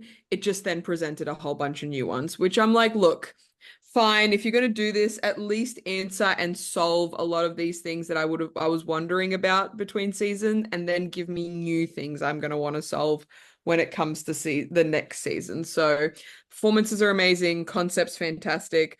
Has Ben Stiller said how many seasons he envisions this as being? Like, has this got like a plan behind it? Because I don't know, I can see this This potentially becoming a like it outstays its welcome thing, but I'm very, I think especially in this day, like with kind of its position in this day and age, I can see this becoming, if it's done tightly and well crafted as it has so far, something amazing as a completed set. there's a small part of me that worries that each of these like each of these shows, there always feels like there's a jump the shark moment where it's like, Mm, whoa, this okay. Like I'm wondering if like you chose this path because you couldn't think of anything better, or if this was the plan all mm, along. And to me, this gives me vibes that we're gonna get a jump the shark moment, and I'm gonna be like, oh. And yeah. that's really gonna bum me out because for all the questions that were answered, my big question still remains, which kind of irks me a little bit, is like, what on earth is this company doing? Like, I feel like I, that's something we're not going to find out for a little while. That feels like the big final question. right. And that's fine because I'm still being entertained by the show. It does kind of bum me out that that final episode, the conversation that Adam Scott has with the camcorder, wasn't enough to get Mm, him across the finish line for best actor because yeah, I thought that scene alone solidified it. And it's crazy. then I watched the pit and I was like, oh Oh, I wait. get it. But the end of this, there's a lot going on in that ending where I'm like, who I'm very curious to see what happens from here. And I still maintain that every company, every organization, every group of friends should have a choreography and merriment group. Like everyone needs Mm-hmm. something like that. So, Yeah. And a Trammell Tillman. oh Like, yes, Trammell Tillman. Just the acting is still really on point with this. There's a lot of mm-hmm. storylines that I'm waiting to see what happens with it, Yep. and still rooting for John Turturro and his situation a lot. So I don't know. Well, this is also another show that felt like this was so long ago. I Um, know. this is a long year Yep. in many ways, but this show is so fascinating. And even if like from what I recall from my experience, there were some episodes that didn't quite hit for me, but as an overall package, this is still just such Mm, a fascinating experience. And it scratches that same itch because my favorite show of all time, still Lost. Mm. Because like I like a show that Mm-hmm. has looming questions and keeps you guessing. And, I don't know if I'm the minority here. Like, I don't feel like I need to know what this company does until the end. Like, isn't that the point of the show? I Like, just want some things to get answered here and there. Like, I just want there to be progress. I just assume we're not going to find out what the company's doing until the final episode. but like the cast of this is incredible too. And Mm. such an interesting idea. So I will be, waiting, waiting, waiting Did with you everybody else. did you say looming or lumen questions? Haha. Very good. All right. My number two is adolescence.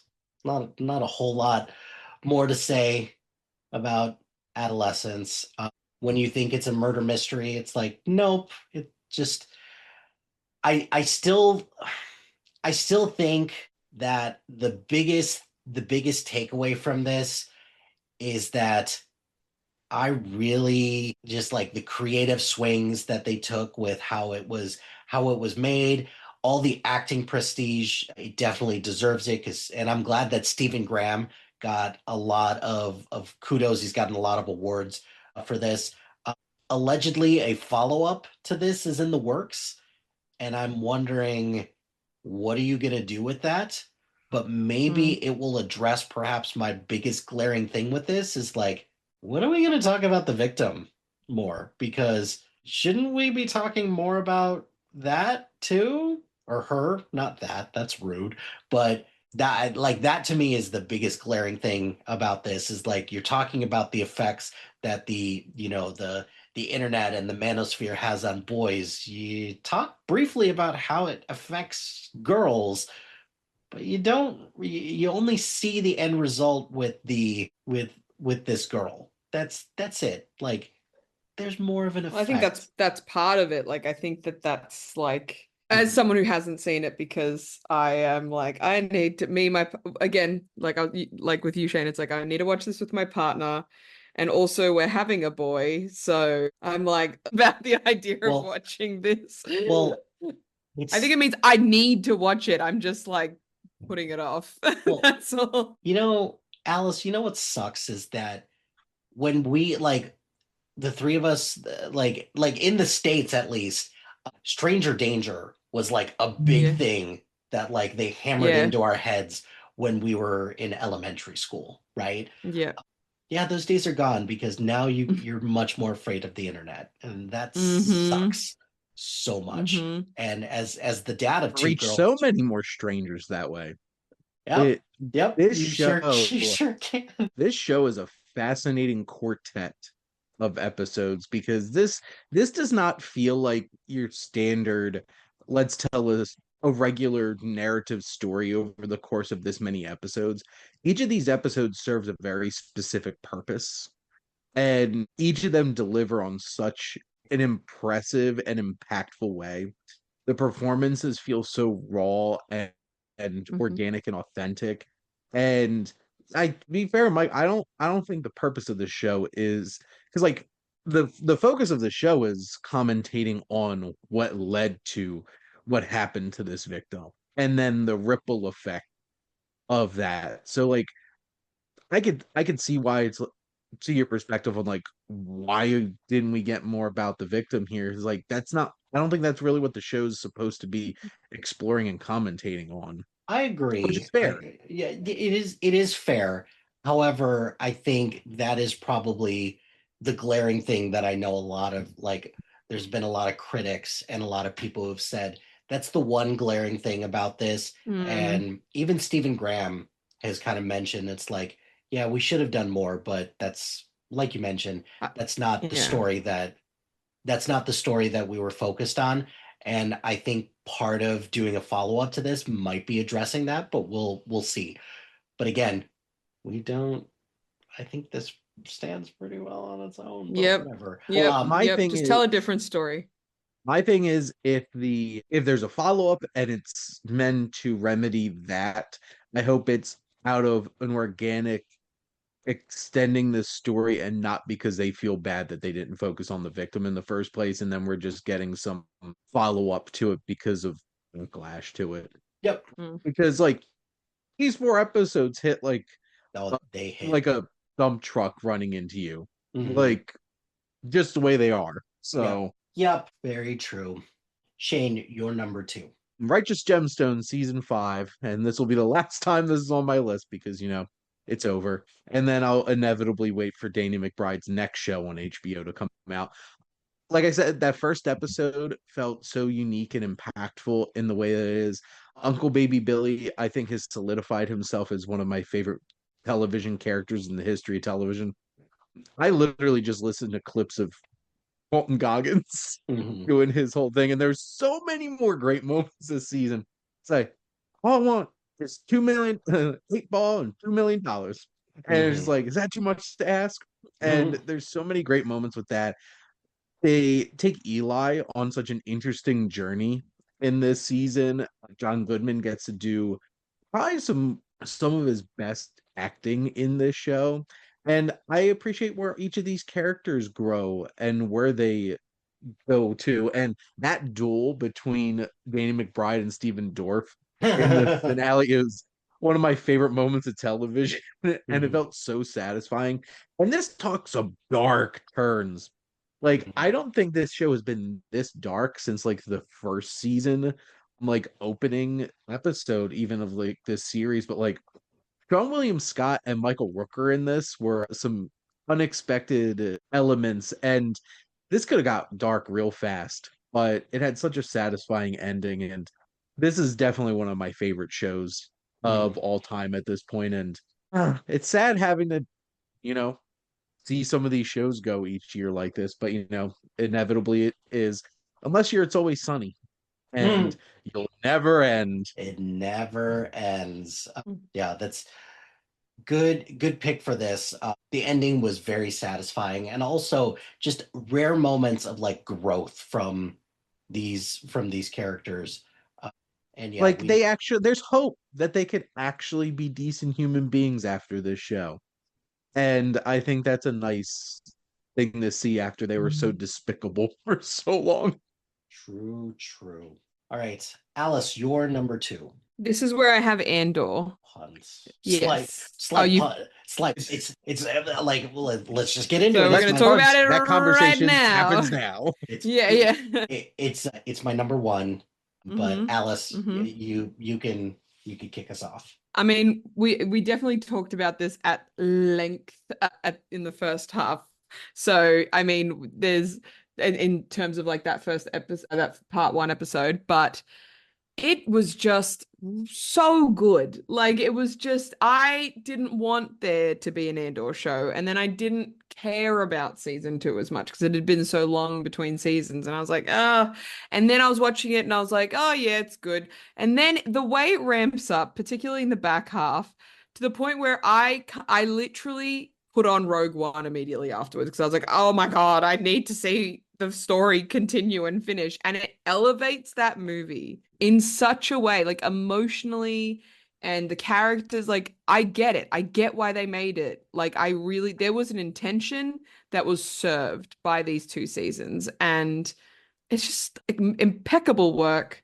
And I hope that if we're going to continue just doing shows in the Star Wars universe, like even though they didn't continue the Acolyte, sadly enough, this was at least also excellent. And I would love more of this sort of thing where it's like, we're going to explore this story for a few seasons. This is the story arc. Let's do it.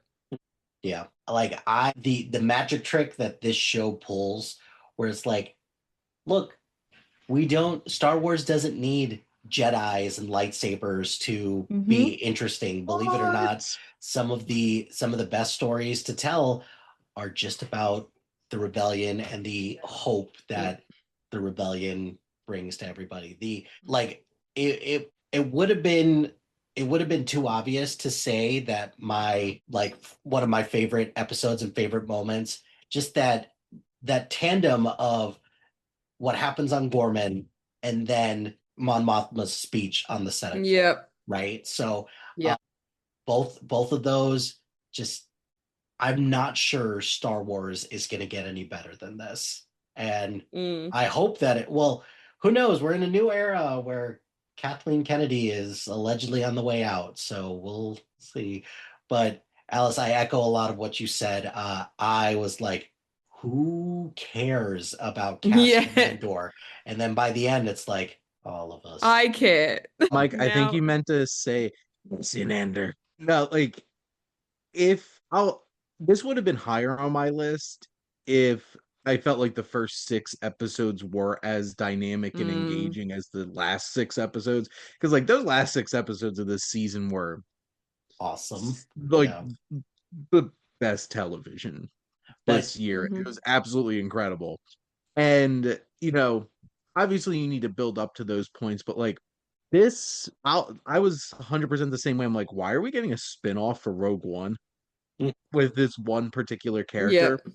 But this show and this season felt like the payoff of the fact that, Star Wars came out in a post-Vietnam society, and the prequels were very obviously pulling from the Bush administration in Hmm. the aughts, and this felt like they finally really pulled that trigger and helped us realize why telling the story of this empire rising through fascism is such an important story to tell, and why it feels so uncomfortably relevant. And this feels Hmm. even more uncomfortably relevant a year later. So, Hmm. yeah, yeah, yeah, yeah. yep. All of So, that. but all the cast is absolutely incredible, and there's so much great character work. Mhm. And my hope it like I really enjoyed Dave Filoni and what he's done with Star Wars. My hope is that we don't get less types of Andor stories because he's taking over. Because it sounded like he wasn't exactly the biggest fan of Andor. No, he didn't think it was Star Wars enough. We like, Yeah. Because like dude, he's very dude, dude, dude, Yeah. well, read that the was one of room. the things that made it like the fact that it was felt different made it fresh and different and interesting. And you know what? I'm looking forward to, the more quote unquote, I have air quotes here, Star Warsy types of projects and stuff like that. But like, if we can get stuff like this too, you get both, Hmm. right? You know, the saying. No, Wait, this is great. Yep. we can have both. Ooh, Yep. We can. It's almost yeah. like it's a whole universe that a galaxy even that you can What? explore. But over like centuries of all different types of stories that aren't just, Skywalker stories. Mhm. Right. Shane, you're right. The release structure of this was interesting to say the least. 3 episodes at a time. The first two were fine, I guess. I know we didn't really give space to rant about release schedules and structures this time around, but like this one really bothered me. But you know what? I did it. I did Hmm. it anyway. I planned to binge watch all 3 episodes in their 4 drops because, I wasn't going to be left behind watching the show. So Disney won. They got me. So Yep. whatever. I mean, isn't that what happens 9 times out of 10 with? Not for me anymore. Honestly, if a new show drops 3 episodes and then goes weekly, I usually wait to add it to my binge list later. I'm Nice. I'm done. Unless it's a show that I feel invested in or excited about, I'm not playing into their games You heard anymore. it here. Yep. Well, That's I me with shows that do the multiple parts thing. That's part of the reason I waited with Stranger Things. I'm like, nope, nope. I will Uh, wait till it's all out, not gonna lie, sir. Netflix got me with the Stranger Things, but they Yeah, did not get me with exactly. Cobra Kai. I waited until all 3 parts were released because I wasn't playing that game either. So it made sense. No, it didn't. Never mind. Yeah, Yeah. agree with. All right. Stranger Things in a perfect world would have just been released weekly and really built up momentum, but Netflix isn't going to do that. Nope. Nope. They're definitely not. All right. My calculations are correct. You two have the same number one. I did indeed fall in the pit since the last time we did And this there we recording, Oh yeah, that's right. Because I had it as my number one. and I Mhm. haven't So watched it yet. I'm gonna let you And speak about it because I've already talked about my love for and the I show binged and through I'm all yep. 15 episodes. I'm watching weekly for season 2. My one of my closest friends, my wife's best friend, Paige, and her sister do a podcast about the pit. They are pit pilled, and I have become pit pilled. in their estimations. Like this show is, I don't watch shows like this No, anymore. Mm-hmm. no. Generally, like The I don't medical watch procedural. medical. Yeah. No, I don't I generally watch love medical procedural procedure. stuff Yeah. anymore because so many of them, it's such a big commitment. Like I'm Mm. not gonna watch 25 episodes of Oh yeah. like that kind of stuff. This was genius. Like Mm. it's somewhere in the middle, 15 episodes. The idea of it has this perpetual motion. Every episode, I'm like, it's over. Yeah, I Like know. 50 minutes blow by because you're so in it. These characters are amazing. These performances are amazing. I love Dr. King so much. She is Mm-hmm. wonderful. She is my favorite character. Noah Wiley is an incredible anchor to this whole entire Oh, show. And I will quote my wife's favorite thing to say: men will do anything but go to therapy. yeah. And he will work How 15-hour shifts at dare you say something accurate like that? this Except man at the needs very therapy. least, as we're seeing with season 2, he's at least gonna potentially he's taking a break. Taking a break. Yeah. Yeah. So, Well, I hope his motorcycling without a helmet, his ayahuascaing or whatever the hell he's going to do is going to be, helpful to him at some Mhm. point. But no, like these characters are fantastic. Mm-hmm. They get you invested with all of like the this is such an intricately written show with how each of Mm, these subplots thread into how many episodes they play out over, and all leading up to the big, mass shooting mm, at the end was wild, and just the mm-hmm. emotional elements is like this is peak television. Just Mhm. Yep. there's my piece. And it only took them a year. They're doing the thing where it took them a year. And I think what's more impressive is that, yeah, okay, it took them a year, but they also have been sweeping the awards, which goes to show, oh my God, you can just do that. Look at Yep. that and still be an awards darling because it's just like, it's a brilliant concept. Like you said, every hour is an hour Mhm. and we're watching just like and it's great because it's like when you need a break from the like human drama, that's when the medical stuff comes in. Yeah. And but again, I say you cannot be a squeamish person and watch this show. Just I like made you the have to be a mistake of eating pizza yeah. during Oh, the most recent episode, and oh, I didn't. Oh buddy, no, I was no. hungry late. I hadn't ate, and I was just like, and then I like 5 minutes in the episode, I clicked in my head. I'm like, I shouldn't be eating watching the show, yeah. should I?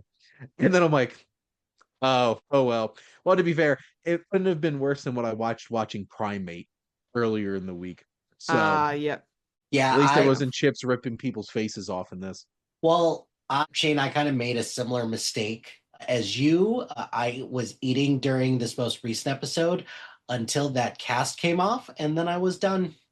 I was done eating. Yes, because I was mid eating pizza when that happened, and I'm like, I think I'm done. I probably shouldn't have done this, Yeah. but I'm gonna do it anyway because I was too hungry. So I can. Well, and then speaking of this first season plays on a lot of different things that are hot Mm, topics in the medical industry. Between mm-hmm. you know Patient satisfaction scores and all that sort of thing. Yeah. well, Yeah, like vaccinations and Mm. a lot of those hot button topics. And I feel like this second season is another Oh, show that's already. going after Already. AI and medical AI technology. And it's like, Mm-hmm. okay, that's being pushed in my job too for It's being pushed having in every job. I'm so glad that they're doing it. Or the notes yeah, thing oh yeah. yeah. because the system that I'm in charge of apparently will have a new feature soon where it'll just listen to your appointment with a student and then AI summarize the Yeah. notes for the meeting. Nothing could go wrong with that. What are you talking about? It'll be Uh, totally fine. well, I think at this point it's pretty telegraphed to see who's going to be the one that fucks up and not edits their notes with that. Mm, And why is it going to be that one student who thinks that they know everything, or it's mm-hmm. going to be the person that used the technology first? I could see that being a scenario and being like, oh, let this be a lesson learned because you are already pissing me off but I love I'm loving that character. I've seen so many takes on TikTok of people who are current medical students or working in the health industry, and they're like, I know that person. I hate that person. I hate that character because it is literally that I've worked with that person and it is. And I'm just like, oh, I just love that even in a room full of extremely smart, competent people, there's always that person who you're just like, oh, you're just so, why are you being the worst? And it's like already It's the the irritation. worst. Yeah, but because I know this show works how it works, I'm very curious to see kind of how I like they'll bring dimension to the character in a way that I'm sure is going to be quite interesting. I can't believe we're already talking about season 2, and I'm so I glad know. that Because it's season going to 2 be fast tracked to the top in this year's list for prob- 2026. So far, probably so good. Good. so far So so far, good. so good. All right. So those are our top 10s. Let's go through honorable mentions, and please keep honorable mentions to shows we have not talked about yet. Mm. Because as much as I'd love to say that, and I mentioned like certain shows that were on your list that were on the outside looking in, but some of my honorable mentions: Abbott Elementary, Hacks. This most recent season of Hacks was really good. I Love LA. Actually, surprisingly, Yep. love Yep. that one a lot. Hmm. I really enjoyed this most recent season of Black Mirror quite a bit. Apple cider 2 more vinegar. episodes of that. Oh, those that penultimate episode is a doozy. So have fun with that. Apple cider vinegar was Hmm. shockingly good. Mo, Yes. really like that. I'm so mad that I got canceled. Yeah, I'm really bummed about that too. We Were Liars on Amazon. I like that. Even though it wasn't as good as season 1, I still liked Nobody Wants This. Running Point, I enjoyed a basketball show on Netflix. Hmm. Wanted to give a shout out to Creature Commandos, Gen V, and then my last one, Your Friends and Neighbors, because it gave us perhaps one of my most favorite TikTok Greatest things. memes. Yeah. And Hmm. look, if that TikTok thing gets more people to watch Your Friends and Neighbors, fine. I cool. I don't care. But It made also, it I more secretly love. interesting for me to move it up my list to watch, Yep. for There you sure. Perfect. Shane, your any other honorable mentions? Peacemaker season 2, that second to last episode gutted me, and John Cena shocked the hell out of me. Yep. That, like, my God, he has depth. He's already surpassed The Rock. Just Batista to Hmm. John Cena. Poker Face season 2, Shorzy season 4. I'm so invested in that show at this point. That Light and Magic season 2. Didn't think I needed a season 2 to that documentary series, and then it actually had surprising emotional depth. And haha, you clowns over on Adult Swim. Oh my God, this is like the feel good show of the year of just positivity. Mhm. And they're in like little 11-minute bites of these 3 weird brothers that are not triplets but have the same exact faces because that was an animation choice. It's such a weird show. And Smiling Friends, Resident Alien wrapping up, and South Park came back with a Oh, vengeance South Park. and South had Park. quote unquote 5 episode seasons, which was dumb as hell. But I think they're trying to, wiggle their way out of their contract that way. But like, they came back with a vengeance and torched anything and everything Trump administration related, and also Labubu and Six Mhm. Seven, which was the first time I ever heard that, was actually because of South Park. Lucky you. Yeah, Lucky me indeed. South Park Um, came back with a vengeance this year, and I loved it. Oh my God. And what happened to the Satan Trump fuck baby and the very end of that finale? It was so effed up and absolutely perfect. But anyway, Nice. Alice, any other honorable mentions that you want to shout out? Yeah, I mean, from last time, there was Bookish and No Taste Like Home with Anthony Porowski, and You, which didn't stay on my list. So I Mhm. wanted to shout him out. Mid-Century Modern as well, which unfortunately has been canceled, but I think that was more of a one of the main cast members unfortunately passed away, and so they just kind of saw it as a one season thing, but still a good show if you want to just chuck it on and enjoy yourself for one season's worth of fun. I also just want to shout out the Palm Royale. I think it did start in 2025, so Yeah, I think it's finished now. Oh, I don't know if yeah. it's finished now for good. Like the season's finished. I think it's getting a season 3. I can't imagine it's not, but it is a bit of fun. I do enjoy it. It's very like campy. I also want to shout out Murderbot because I finally caught up with that and I thoroughly enjoyed it. And each episode's like 27 minutes. It was amazing. And then Morning Show this season was actually really good. It was really Jennifer Aniston blew me away this season, and I thought I was over it, so I was impressed by that. And then I watched this show called North of North on Netflix, which is about the Inuk community rather, and has the main character who decides to break out of the like patriarchal kind of way of doing things. And I think more people should watch it. I have to mention my favorite Slow Horses as well every year. It does amazing work and I absolutely adore it, along with Twisted Metal. And I think Wednesday also did great jobs with their new seasons. And finally, I want to mention Good Cop, Bad Cop, because I think more people need to see that show. It's a fun show with Leighton Meester. And it's Leighton Meester and Luke Cook as a brother sister like crime solving part, like they have to be partners in a small town. And again, classic sort of thing with me, murder procedural, but it's actually got a fun little plot behind it. It's like one of those like comedies, like lighthearted, like kind of thing where it's like it's murder, but it's lighthearted. But those I'd say are the main ones I'm going to call out for Sure, but 2025. it's lighthearted. I like that. Yeah. So the morning show, I Mhm. really liked the morning show. I think if they would have made a different decision about the end, I think it would have gone down as like a show with like a tremendous amount of courage.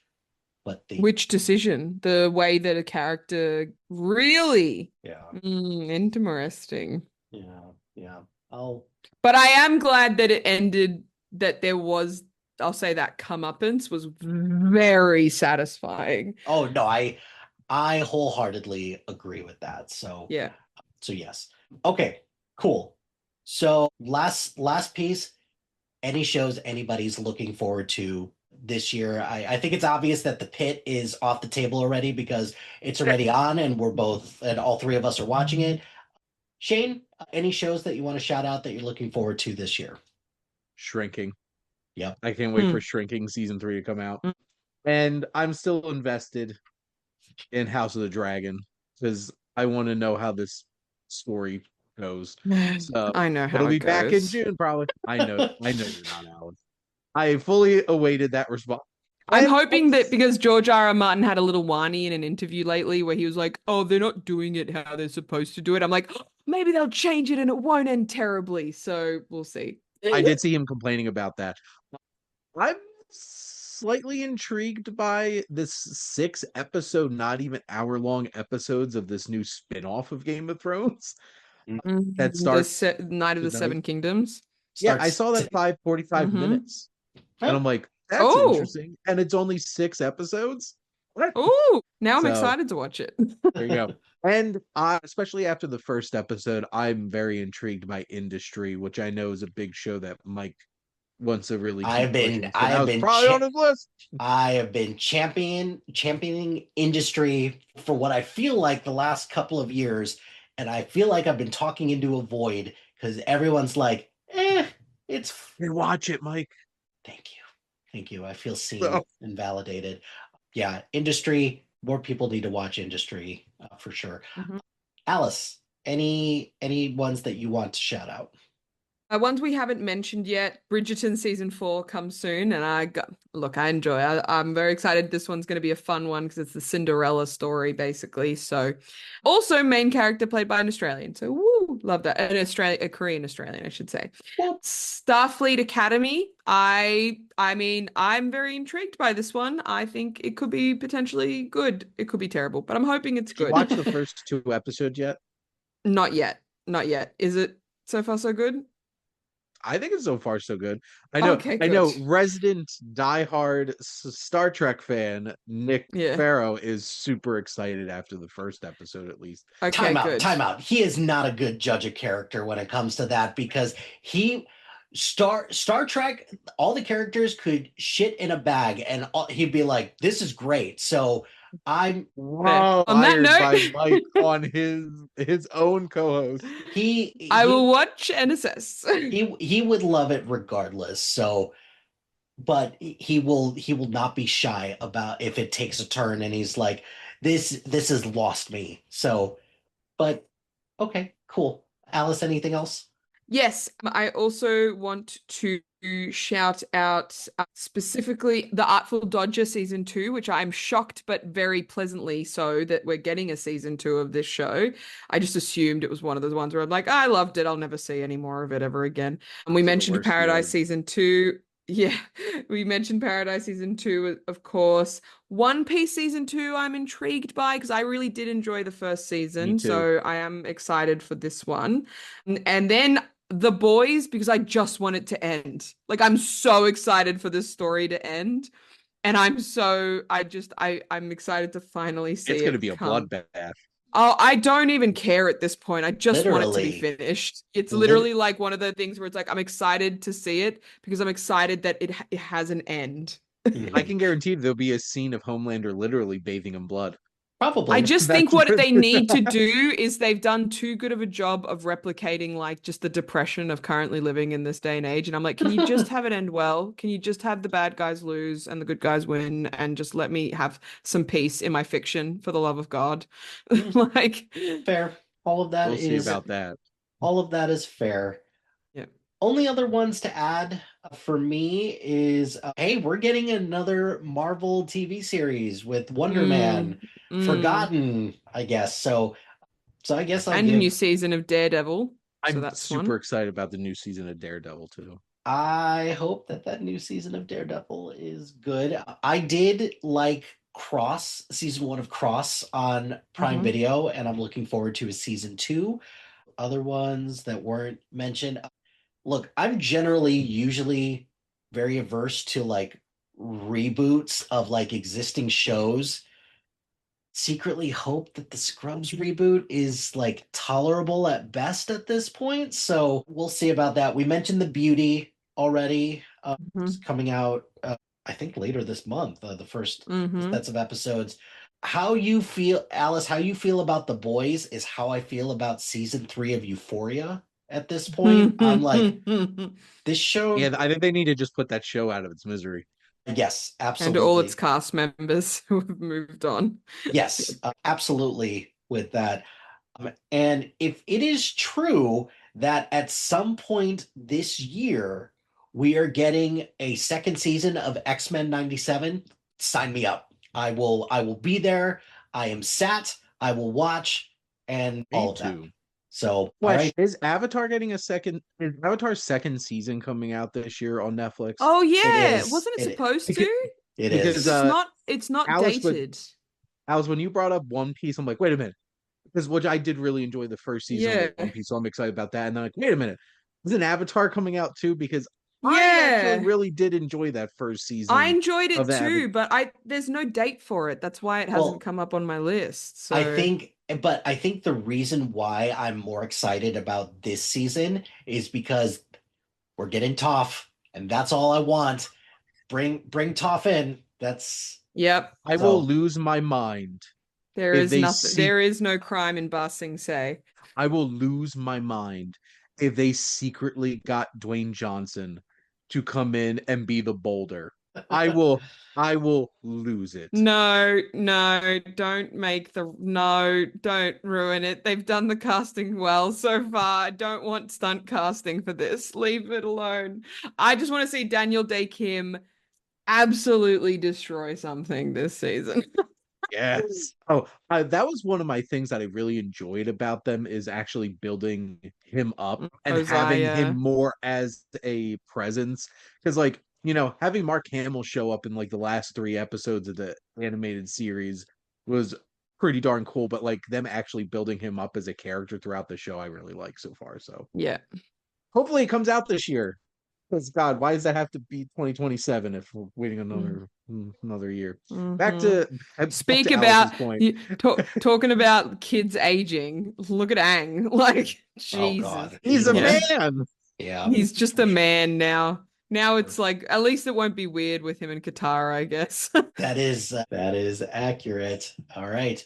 Well, we did it. That is our Woo. recap of TV in 2025, and we're putting a bow on it, and we're moving on to 2026 as our, everything that we're talking about with the pit, because we're all already super excited about that. But Yep. thank you all so much for your time and for your commitment to television. Woo. Alice, where can the people find you? Oh, many places. No. So you can find me on Letterboxd and Instagram at Ali G Mick. I'm also a writer for Sif Pop and also TV Sin. So some of my work over there as well. So yeah, come say hi on one of the many channels. One of the many channels, Shane. Yes. I just realized I haven't been on somebody's show in a while and haven't had to do this in a while. So you can always head over to my website, thewastelandreviewer.blog, where I do monthly articles and I'm doing a lot more written reviews on there, and I basically shamelessly plug whatever I do on there. Also my Instagram, which is kind of like my central hub of things, and then my YouTube channel is the biggest thing, the Wasteland Reviewer, where I reviewed a lot of movies from last year, probably too many. And I have my weekly shows, and obviously a member of the crew here on the SPDM crew with my still have 5 podcasts, just one's different.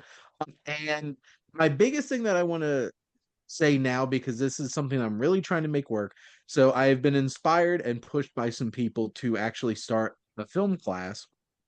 So Oh. I, uh, I, s- I don't know if any of you are familiar with the platform School, Skool. So I started a community and a film class on there. If you are interested in learning about film history and expanding your horizons, it is a $10 a month subscription. Right now, I will be having 2 video lectures each month and also trying to build some community and events with that too. So if you're interested, come check it out over on School. It's lessons on film. Cool, cool. All right. Awesome. Thank you all so much. And until next time for our mid-year review, we'll sign off there.